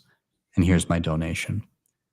And from that little seedling, from an individual Bitcoiner, came a small community, which grew and flourished, which ended up in a president of a nation state saying, hey, we're going to adopt this as legal tender. Now, that legal tender is no longer a thing. But the important thing to note here is the thing that moved the needle was not top-down approval. And this is from the very genesis of Bitcoin. Bitcoin didn't start with Satoshi saying, hey, Federal Reserve, I've got this thing that I'm making. It's a direct competitor to the dollar. I've coded it up and everything. Could you guys maybe just give that this stamp of approval? No, it was like, hey, I made this thing. Everybody go quick. And it was this rush of like, this thing exists now, fucking deal with it. There was no permission asked. There wasn't even forgiveness asked. It just is. And now the world has to grapple with the fact that it exists. And the same type of trajectory took place in El Zonte. And what happened for a period of time was you had this top-down approval. Hey, legal tender, we're going to do all of this stuff. But the powers that be are the powers that be. And they don't like these centralized entities that are easily targetable to do these types of things. And you know, there's nuance here, like how bad is this change and everything. But the fact remains that the IMF is global poison. If you don't know about how insidious they are, I recommend you read Gladstein's book. What is it? Financial privilege. Yeah. Hidden repression. I was screaming at the pages when I read that book, just so actively angry throughout all of it. And I kept on reading bits of it out loud to my wife, and she kept on telling me to shut up because it was late at night and she was trying to go to sleep. Yeah. Do you know about the CFA? It's insane when you read that and how insidious this institution is. And the little glimmer of hope that you get it's just like a breath of fresh air, because you spend the whole time just seething. And then that, like, I won't spoil kind of like the moment, but there's this thing near the end of the book where it's just and you see the silver lining around all of this awfulness that has just, you know, been forced upon the world. But the point is that the thing that changes the world is bottom up grassroots. Why? Because it's all these little individuals, and you can't just point at it and say stop. It's really difficult to hone in on a whole bunch of individuals that are all over the place and say, no, not you, just stop. But if there's a centralization factor, it's easy to stamp out. And so, yeah, you get a government, Bitcoin's legal tender and we're going to do all this stuff. Well, okay, let's try and put a lid on that. Let's temper that a little bit. Let's make it an asset. It's more manageable if it's like that. But El Zonte, that's a different beast. This is a group of people that actively are living on Bitcoin. That's their day-to-day. And I think this is where we win. I think that when people go forth in their communities and they say, yeah, it's amazing saving in Bitcoin. It saves you from having to be both an expert in some other field and make enough money to support yourself and save, but also from having to be a professional investor.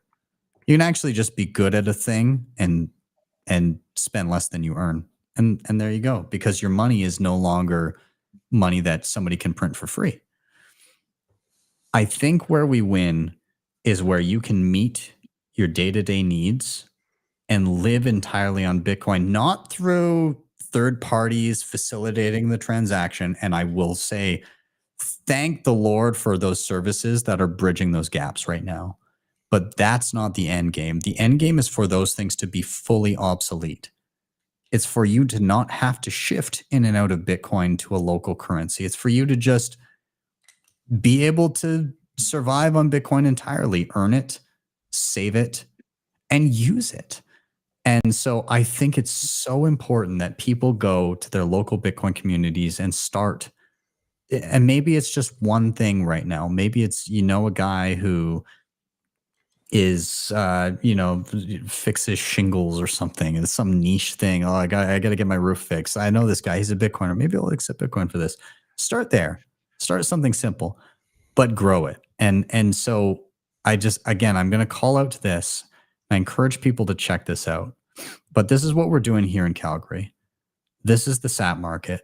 What we did, what I kind of started doing is I went to the local meetup and I said, hey, all of you already know that Bitcoin's better money. All of you have skills or businesses or services or whatever the products that you sell, and you earn money, and then you use that earned money to buy Bitcoin, at least in part.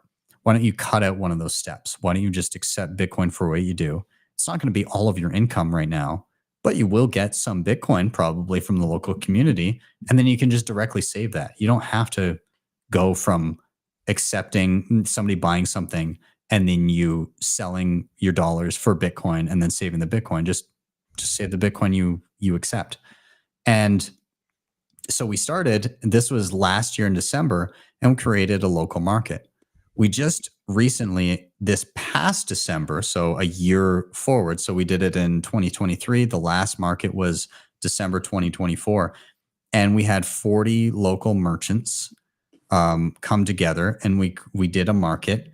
And it wasn't just, oh, hey, we're going to, we've got like Bitcoin hats and stuff like that. But it was farmers with beef and eggs and chicken and pork. It was my barber. It was, I've got a Bitcoin plumber. It was, I have a personal trainer that comes a few times a week that I pay in Bitcoin. It was, I now have a Bitcoin accepting dentist. It was, Your barber must come every day, Ben. Your hair is amazing.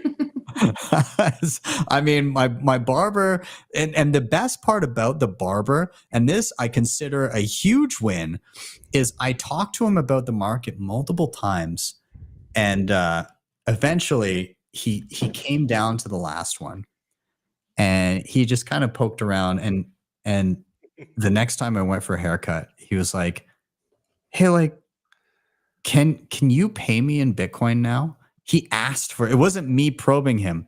It was him asking me to pay him in Bitcoin. Oh, that's awesome. My tree surgeon keeps on talking about Bitcoin. I need to like keep prodding him and get him to accept at least some tips in Bitcoin, if not the full payment. Yeah. It's your tips are too generous though, Freddie. I think you tip too much in Bitcoin, because the thing is I don't think they really appreciate what they've got. I mean, when at the last event we went to, didn't you give the lady there £10? Yeah, we gave a £10 tip in Bitcoin, but yeah, but that's a lot for someone that probably doesn't give a shit. But if she held on to that. If she held on to it, but she won't. She'll change phones, lose it, and it'll be gone. Well, the best part about that is you'll know roughly when that happened, and she'll be like, "Oh, geez, I got a tip in Bitcoin in November of whatever year, however long that was," and she'll look back 5 years from now and be like, "Bitcoin will be pumping. It'll be like £1.5 million pounds." And like, what was it back then? And she'll be like, what? I got 10. Oh, shit. Until I have that. And then people will start getting, whether it's you or somebody else will be getting the text messages and the phone call. Hey, how do I like recover a Bitcoin wallet? I don't know I deleted the app. Yeah, But I've stopped. we've all I've stopped been, doing it now, just for that very reason. I think that people need to come to you and want it rather than you trying to give it to them. I think this is a common thing.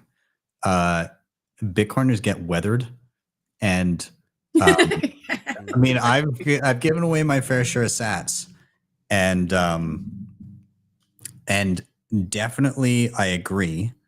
People don't appreciate it, and they forget about it, and they lose it sometimes multiple times. I've helped friends recover wallets, which they then lose again.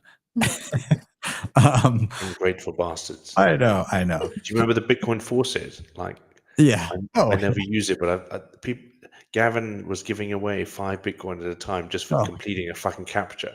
Yeah. Do you want to hear my Bitcoin horror story of? Please.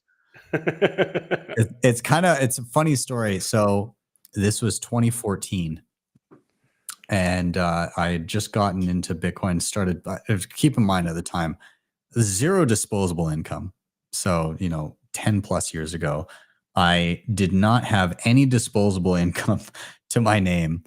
But I had gotten into Bitcoin near the beginning of the year. Also, keep in mind that the peak of the previous cycle was late 2013.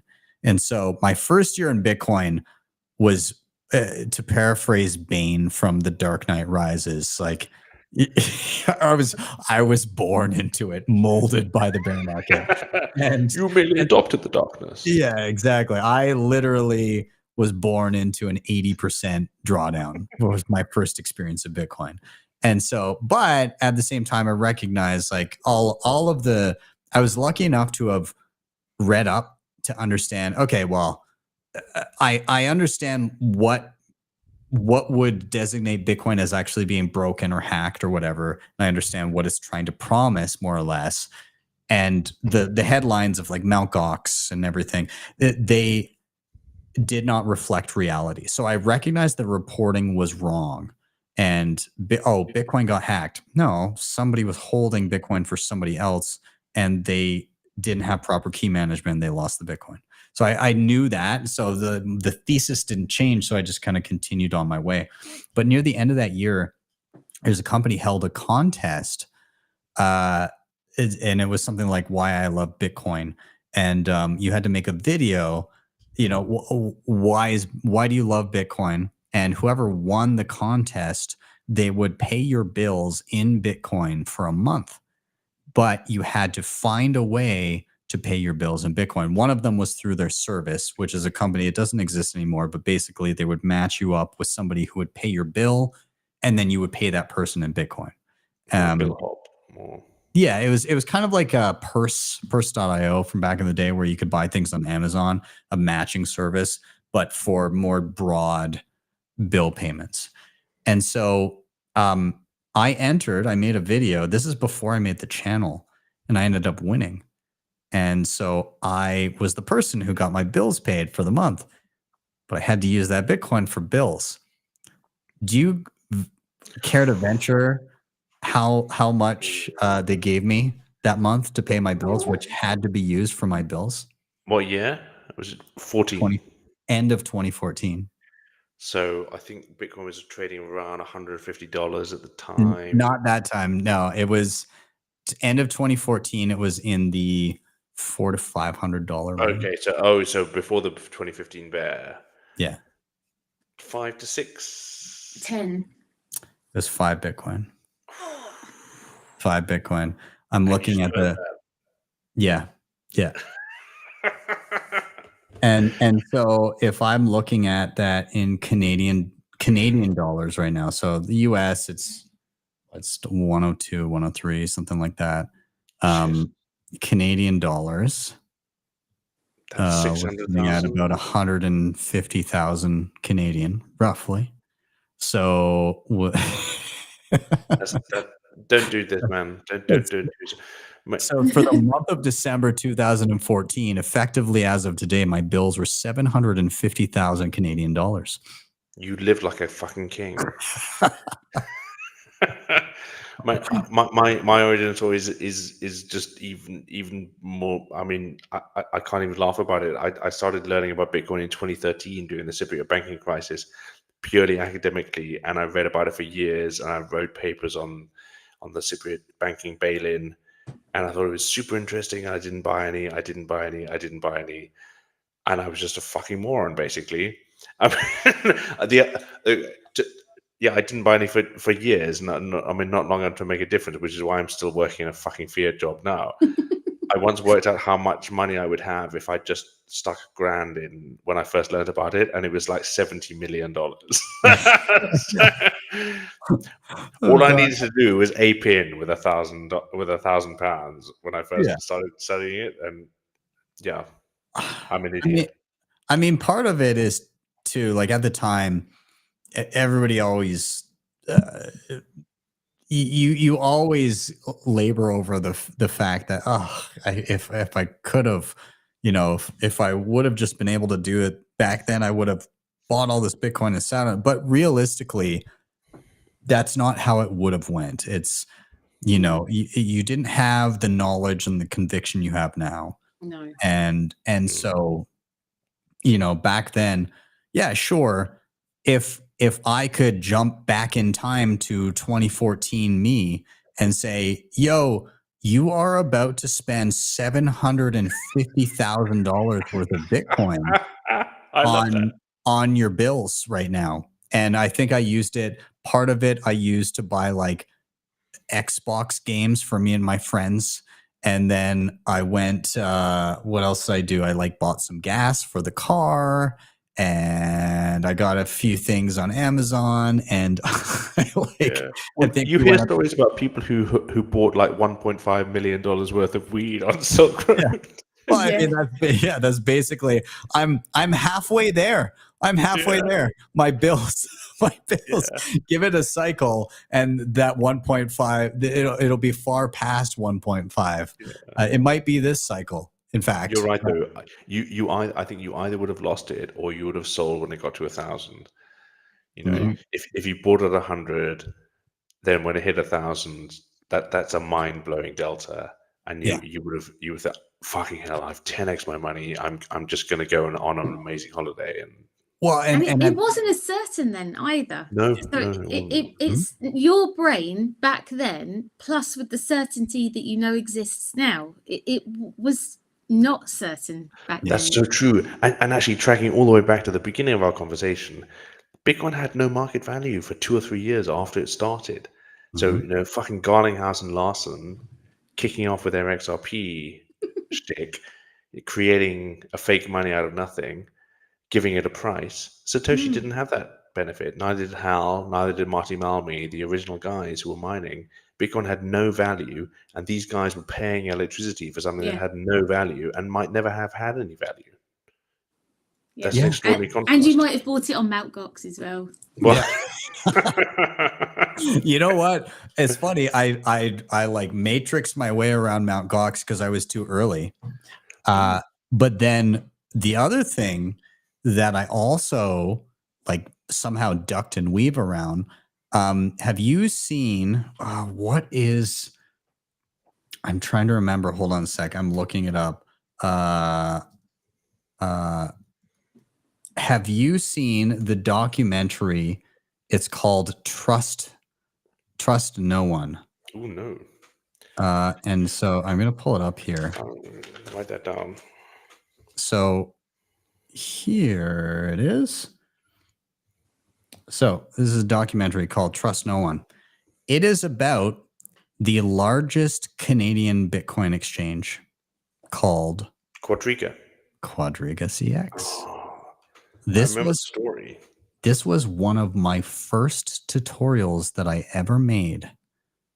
And during the tutorial, I said, I took a segment specifically for this. I said, it is very important that you do not leave your Bitcoin with anyone. It is very important that you create your own wallet. You withdraw to your own self-custody, because that is the point of Bitcoin. If you leave it here at any time, this, Quadriga or any other exchange could disappear with your money, or you could lose access to it. This was, I think 2 years before Quadriga collapsed. It would have been one of my first videos in 2016. And to see a documentary on that very exchange, and I actually forgot that I had put that segment into the video. Again, like I didn't know what the hell I was doing. It was so early in making Bitcoin. Like there were no Bitcoin tutorials really at the time. And so somebody actually, and I can't remember when this was, but in and around when it collapsed and all that, somebody found that clip and clipped it out of the tutorial and posted it online and was like, fucking nailed it. And I was like, oh, I'm super glad that I actually did that there. It's something that I could have just as easily missed because, you know, you do a tutorial. Oh yeah, you buy and, you know, withdraw and everything. But like you don't, a lot of people, you know, it's easy to miss some of those little steps in there, but yeah, like it's just there's such a minefield of crap to deal with when you get into this space. Like you know, not only just navigating the why Bitcoin only, which in and of itself is like, if you escape that unscathed, which is happening more often because the educational material in and around that, you know, in the wake of the Bitcoin standard and all of the materials that have come since that moment. If you escape that, it's like the custody, it's the leverage, it's the this, that, and the other thing. There's so many things that you have to navigate that it's like one after the other. People are learning, and the reason that some people are able to navigate that successfully is because of the trail of ruin behind them, of people learning by touching the stove. And that's kind of where we're at right now is what are we touching the stove with right now? I mean, hearkening back to previous conversations, we're touching the stove with the last breaths of people claiming they have utility with XRP and Ethereum and Solana and all that crap, the few things that have stuck around, and the nihilism of just outright gambling on meme coins and thinking that that Bitcoin is no different. It's just a different form of gambling, and Bitcoin has a lower payoff versus Bitcoin is the solution to needing to gamble. So I think that's kind of where we're at. I don't know if you guys have anything to tag onto that. I think two things I'd add from our communications, and again, not to be too dull with FCA, Treasury, and so on. The sheer size of Bitcoin's market cap at the moment is a point in our favor. So an analogy that we work a lot with is, you know, Bitcoin as Meta or Google compared to a newly incorporated company that I've incorporated today. I'm the sole director, I'm the sole shareholder. Which of those two companies would I be allowed to offer shares into the public? And obviously the risk profile of those two is enormously different. Certainly in the UK, we have a concept of same risk, same regulation. And the idea being that if two different investments or two different assets have a comparable form of risk, then the regulation for those should be broadly comparable. And like we were saying earlier, the fact that meme coins are so dramatically different in their risk profile from Bitcoin is actually in our favor. And that makes me enormously bullish. On the one hand, you have a 1.5 trillion asset that has been in existence for 15 years that has uninterrupted uptime for 99%. Like I said earlier, fucking Barclays Bank, one of the biggest banks in the UK, is down at the moment. So, I mean, I can't make payments from my own bank account right now, but I can use my Lightning wallet. So, you know, the idea, on the one hand, you have it, and the wedge issue we're trying to push here is there's a category error between putting Bitcoin and Hawk coin in the same bucket. And at the moment, the UK's regulation is completely in the wrong place. But, you know, I think meme coins are our friend here. And, you know, for that, I support them. You know, long live meme coins, as long as they illustrate the difference between Bitcoin and everything else. Long live meme coins. People don't get it. That's the problem. I would say long live meme coins until their inevitable brutal and bloody death. That takes about 2 or 3 days. The speed at which shit is being cycled into and out of this cycle is very telling. You have Trump coin, and then within 24 hours, you have Melania coin. This is something visible on a global scale.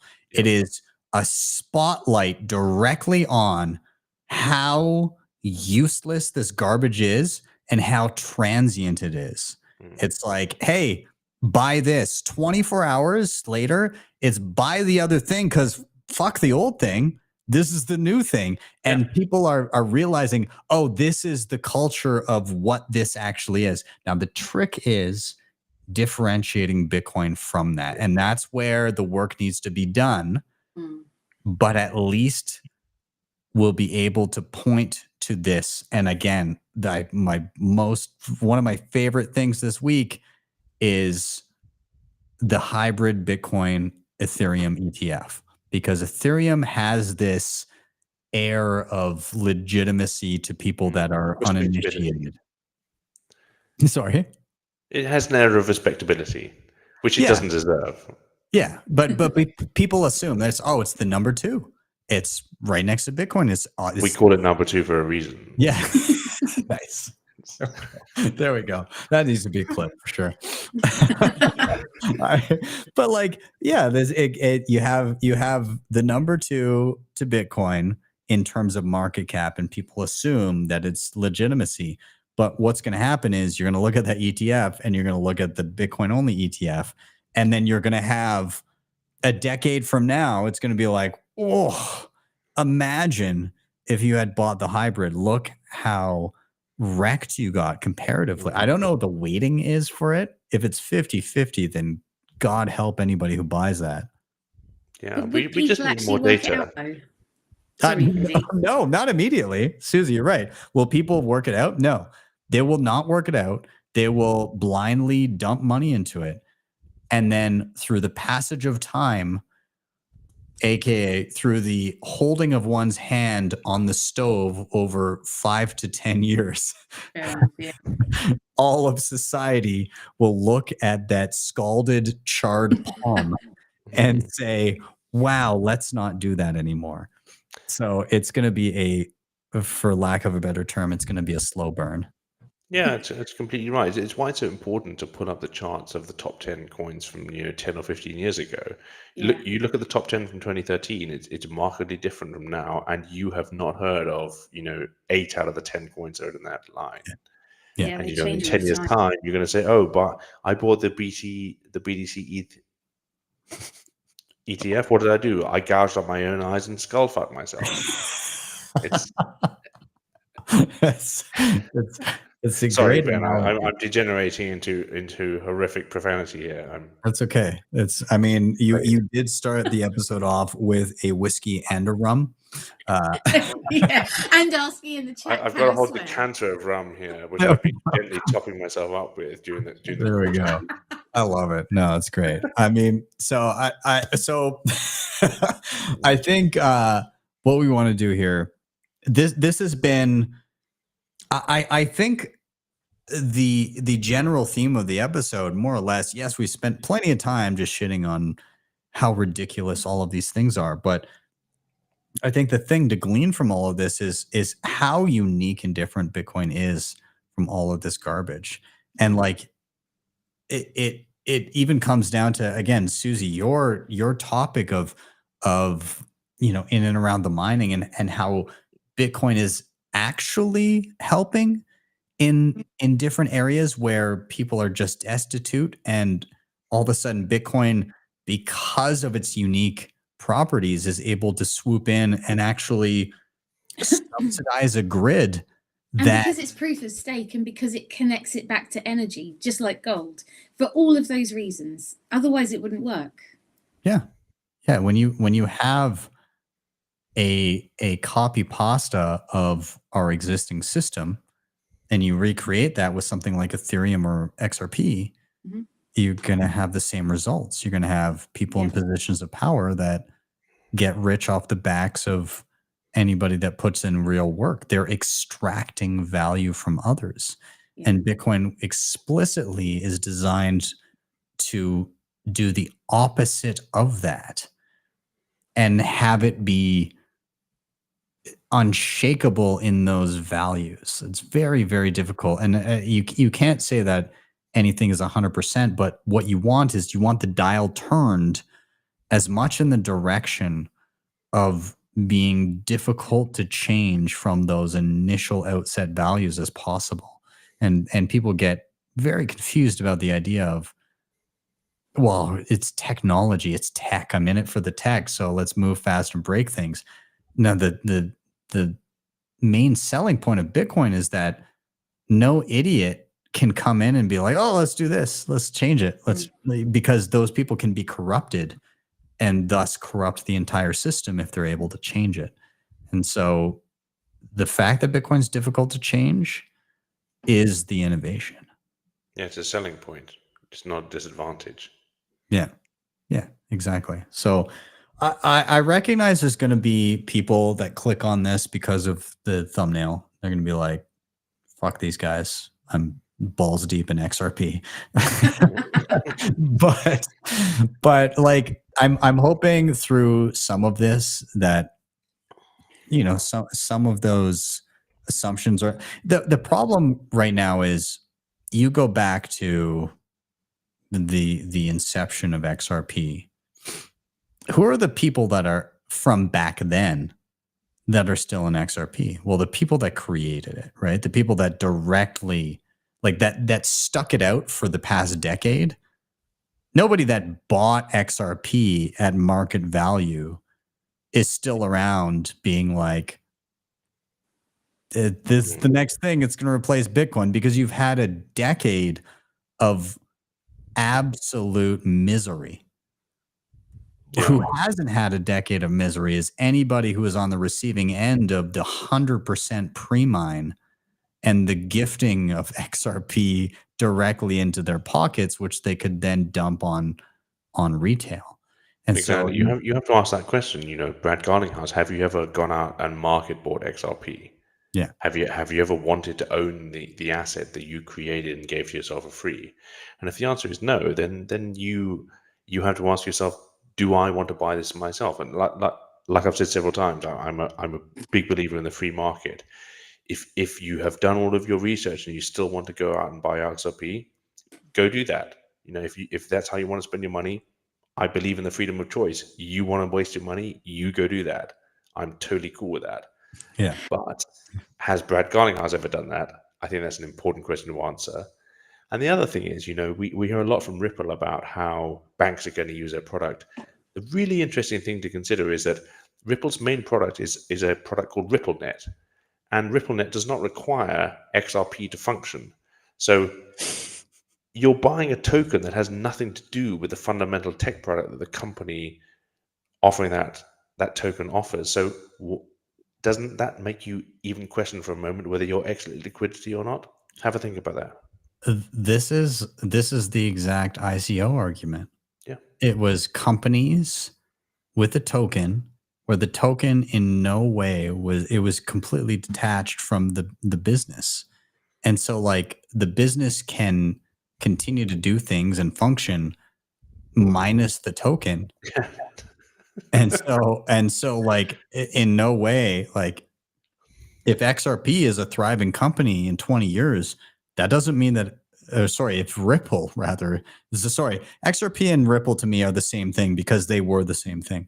But besides the point, if Ripple is a thriving company in 20 years, that doesn't mean that XRP is at all useful to anybody. It just No, exactly right. And you have to ask, why are you being asked to buy that? Yeah. And you know, if you decide that you want to spend your money on that, fair play. Freedom of choice. You go for it. If you've done your research, like Suze says, you know, if you have done your diligence, if you decide that's a good use of your money, go for it. But I don't think you should.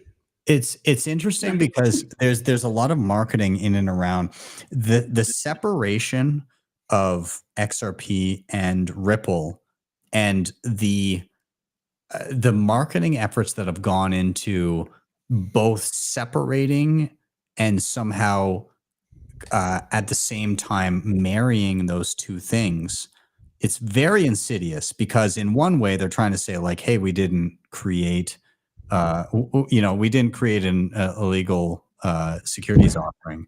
But at the same time, they're trying to say like, oh, everything Ripple does and every business dealing that we have is going to have a direct impact on the price of XRP. And it's very detached in that way. Yes. Did they issue a token and then sell it on retail and continue to sell it even though, and as they hold almost 50% of the existing supply and that's how they make their money? Yes. And Ripple crater to nothing and XRP still exists as a company? Yes, if they find another way to make money. And so the crazy thing here is that I did an interview with a regional bank back in, God, this would have been 2017, 2018. And this regional bank, they did a pilot project using Ripple, but using their payment rails. And I explicitly asked the person that was the head of this project, okay, so you did this, you did transactions globally using the ledger and everything. What did you use? And he said, well, we didn't use Ripple, like we didn't use XRP, the token. We used their rails and then sent value that way without having to. Yeah. Sorry. Okay. But was that Ripple Net that they were using rather than? Yeah. Okay. Yeah. And so they said, yeah, we use their rails. And then I said, okay, so you do the pilot projects is done. He said, we decided not to use it at all. I was like, okay, fair enough. So let's say you did decide to go back to them. What would you use? Would you use the rails or would you then use the token for the perceived value that is giving you in discounts for transfer and everything? He's like, oh, no. We wouldn't use XRP. We wouldn't use the token. We would just use the rails. Like we're not going to in any way use the token. Like while we're not interested in using the rails, the last thing we would do is use the token simultaneously with the rails. And so that kind of really told me a lot about what I need to know. Like they don't give a shit. They're not going to speculate on the token, even if it's for minute periods of time for a perceived like reduction in cost and everything. They're just going to use the rails. And so there's no like it's a complete separation. Like, hey, we've got rails where you can transfer value through our centralized system and you can use this token that is totally not us, but the token, you're going to get a discount for using. Again, it's just complete trash. And so like that was very telling to me back in 2018 hearing that. And I hope that people pick up on that. Again, it's a marketing scheme so that every time somebody says, hey, we're good, we chatted with this bank about doing this pilot project and playing with this with Ripple, and people perceive that as my XRP is going to moon. Separate those things in your mind because they're not. Pierre said that their main product is press releases, right? So the product of the company is a press release, and then when they put out a press release, the price of XRP moons. They dump XRP on retail. Brad and Chris get rich, and then they rinse and repeat. Yeah. That's their business model. Yeah, and then we get another sweet piece of Bitcoin art. Yeah, hopefully in 4 years' time, we don't need to be talking about these fuckers any longer. Yeah. In a way, a bunch of the XRP army funded the piece of that sweet Bitcoin art. The skull of Satoshi was directly funded by XRP shills. But so they didn't pay very much. the actual artist got paid so little for that piece. And in actual fact, it was Troy that spoke to him and then turned him into a Bitcoiner. And he was horrified once he realized what he'd done.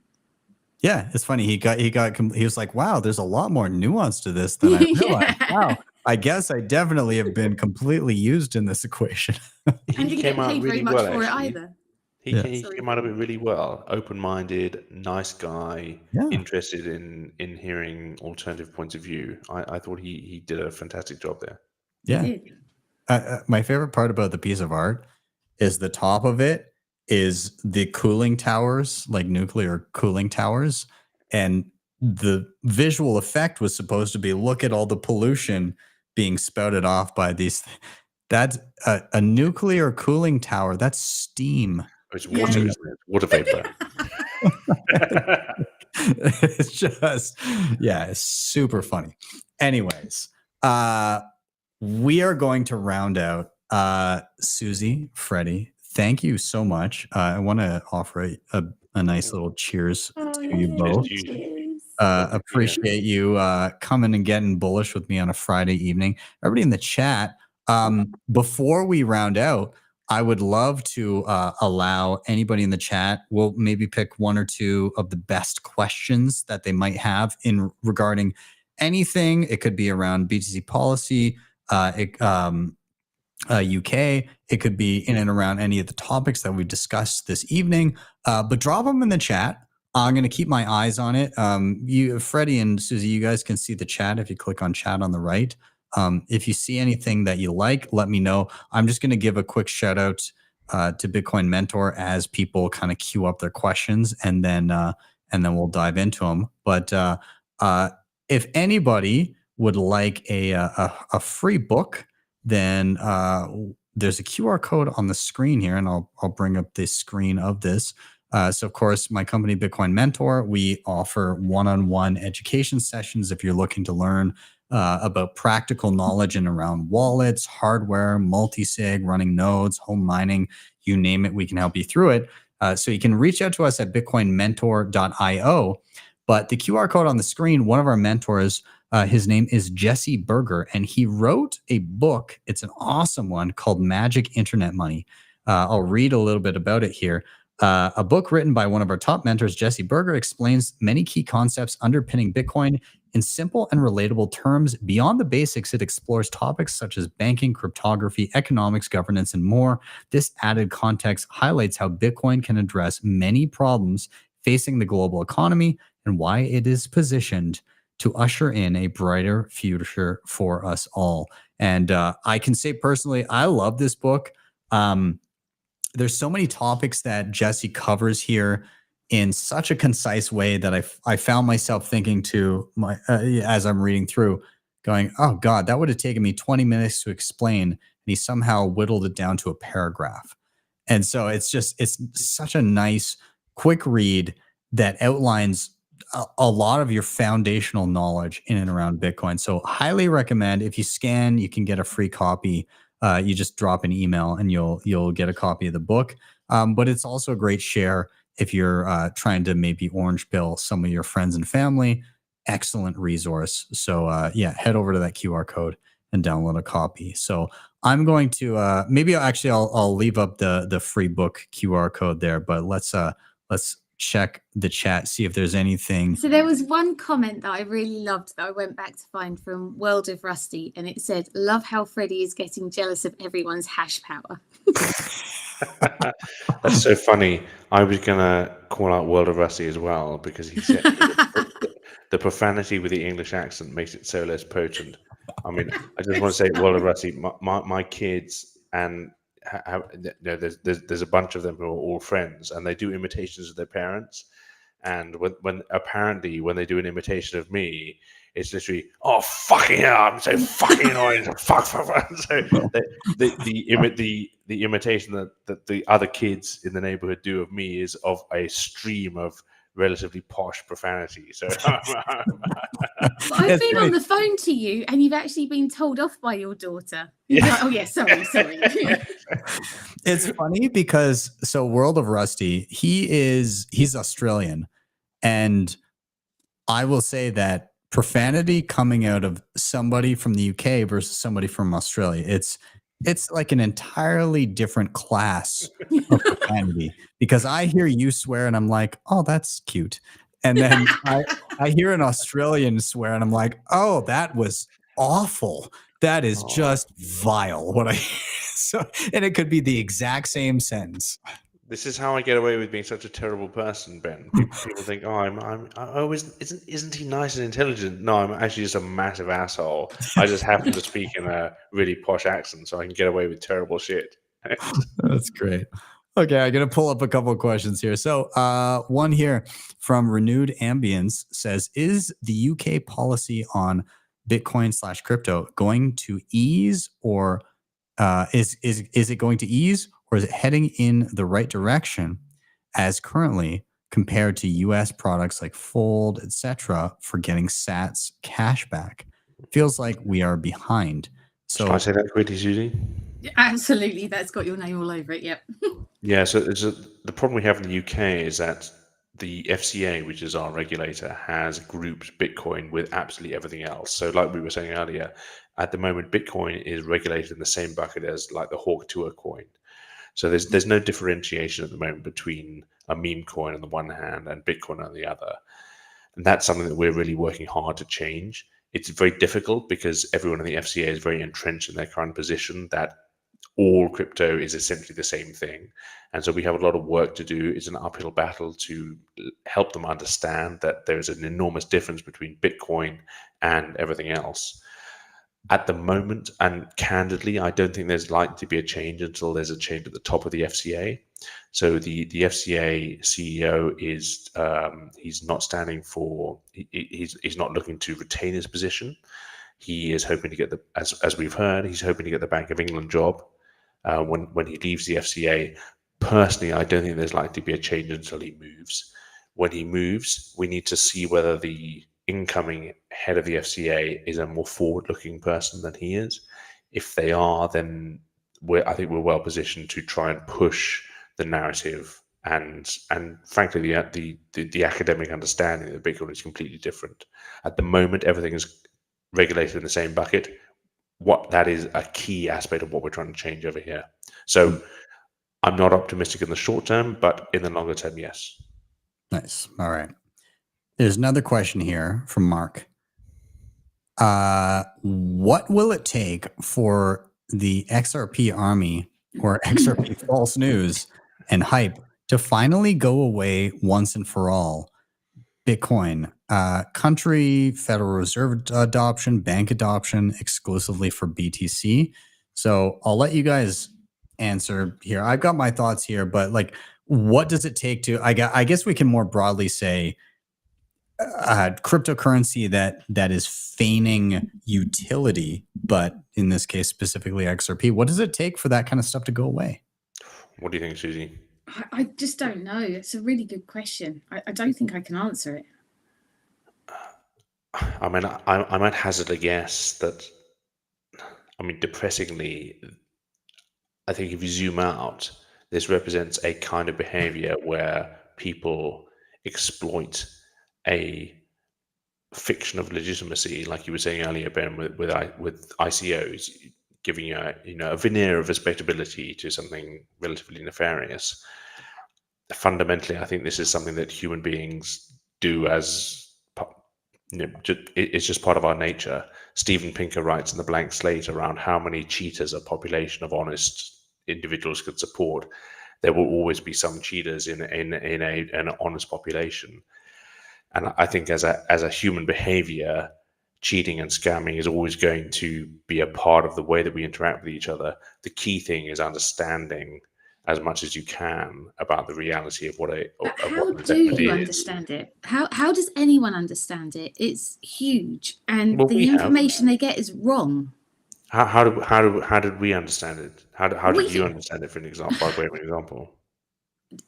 Through taking a lot of time and understanding that it needed to be understood. But if you don't even get that far, I mean, take what I've been doing trying to challenge the BBC when with Bitcoin Perception, and they analysed all of the news coverage for the Daily Mail, the Telegraph, the FT, and all the Bitcoin coverage has been negative with a slither of balanced and absolutely no positive.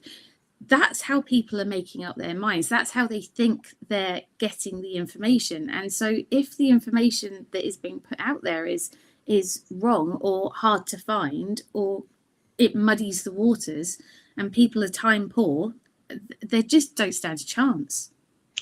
I mean, unfortunately, yes, and then that's an interesting point, because you need to factor in the consideration that the purpose of news media is not to inform or entertain or educate; it's to get clicks, and people are much more likely to get clicks if they write certain types of articles, Yeah. and those are not necessarily going to be the ones that include accurate information. But we on this call have made, like Ben was saying earlier, I'm sure all of us have touched the stove and have blisters to show for it. And unfortunately, that is often the way that you need to accumulate the knowledge and understanding and wisdom in order not to make the same mistakes again. Bluntly, capitalism, it's market efficiency. I come back to that relatively frequently. I'm going to touch on one more. Somebody said BTC Sessions, has El Salvador mentioned running Bitcoin nodes in every household? Not to my knowledge, but that's not to say you shouldn't do that.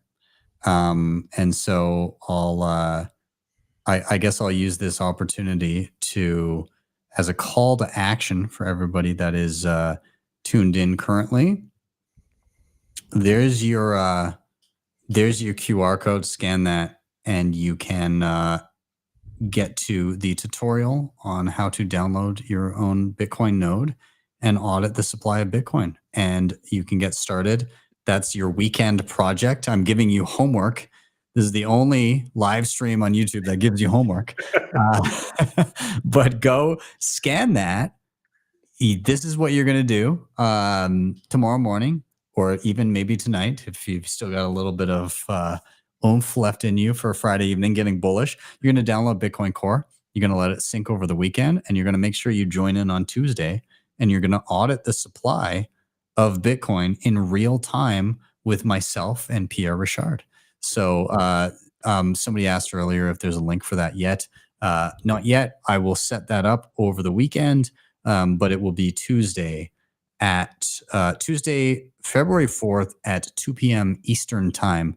We'll do it live, and we'll have a little bit of chat about Bitcoin and why it's designed the way it is, what sets it apart from other coins, and kind of the functionality of all of its kind of unique factors that set it apart from everything. And then we'll culminate in us all auditing the supply of Bitcoin together at the exact same time, at the exact same block, and checking if we've run the numbers successfully, if we're able to do it. So, yeah. With that, Freddie, Susie, thank you both so much. Everybody in the chat, thank you guys so much. Of course, smash that like button. I appreciate you all being here and being a part of the chat. Stick around. We're gonna give away some sats just to close out the show. But Freddie and Susie, thank you so much. I really enjoyed the conversation. It was a lot of fun. There's three of us. We were down one, and we jammed one out for 2.5 hours here. That's pretty mad, actually. Yeah, it's 1:30 in the morning here. Oh my God, I'm so sorry. I mean, I think that makes it okay for Freddie, given that he's been slamming rum and whiskey all night. It's 6:30 p.m. here. I feel a little bad about the state that I'm in. You're behind, Ben. You got some catching up to do. I think so. But Freddie, Susie, thank you so much. I really enjoyed this. What a great chat. I hope you both have a wonderful weekend. Everybody give them a follow. They're in the show notes down below. Have a great weekend. You guys are welcome back anytime. Thanks, Ben. Love it, man. Thank you so much for having us on. It was great chat. Cheers, guys. Talk to you soon. Bye-bye. All right, everybody. Thank you guys for tuning in. If you can, smash that like button and also get your Lightning wallets ready, because we're going to give away a few sats here. Of course, we did get north of 100 likes on the episode, so I want to give away some sats for you guys for going through the trouble. We're here on Bitcoin Well.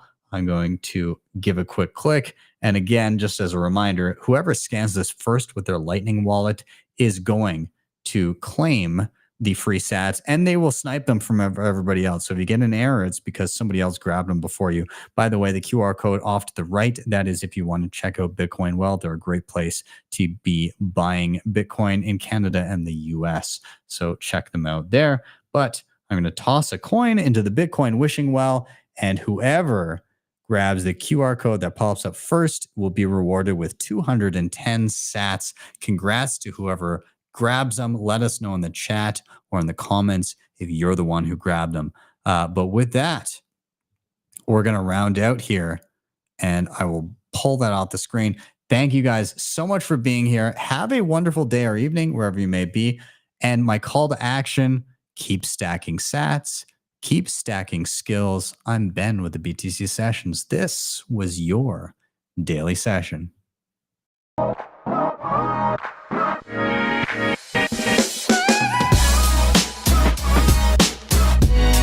HODL the Bitcoin.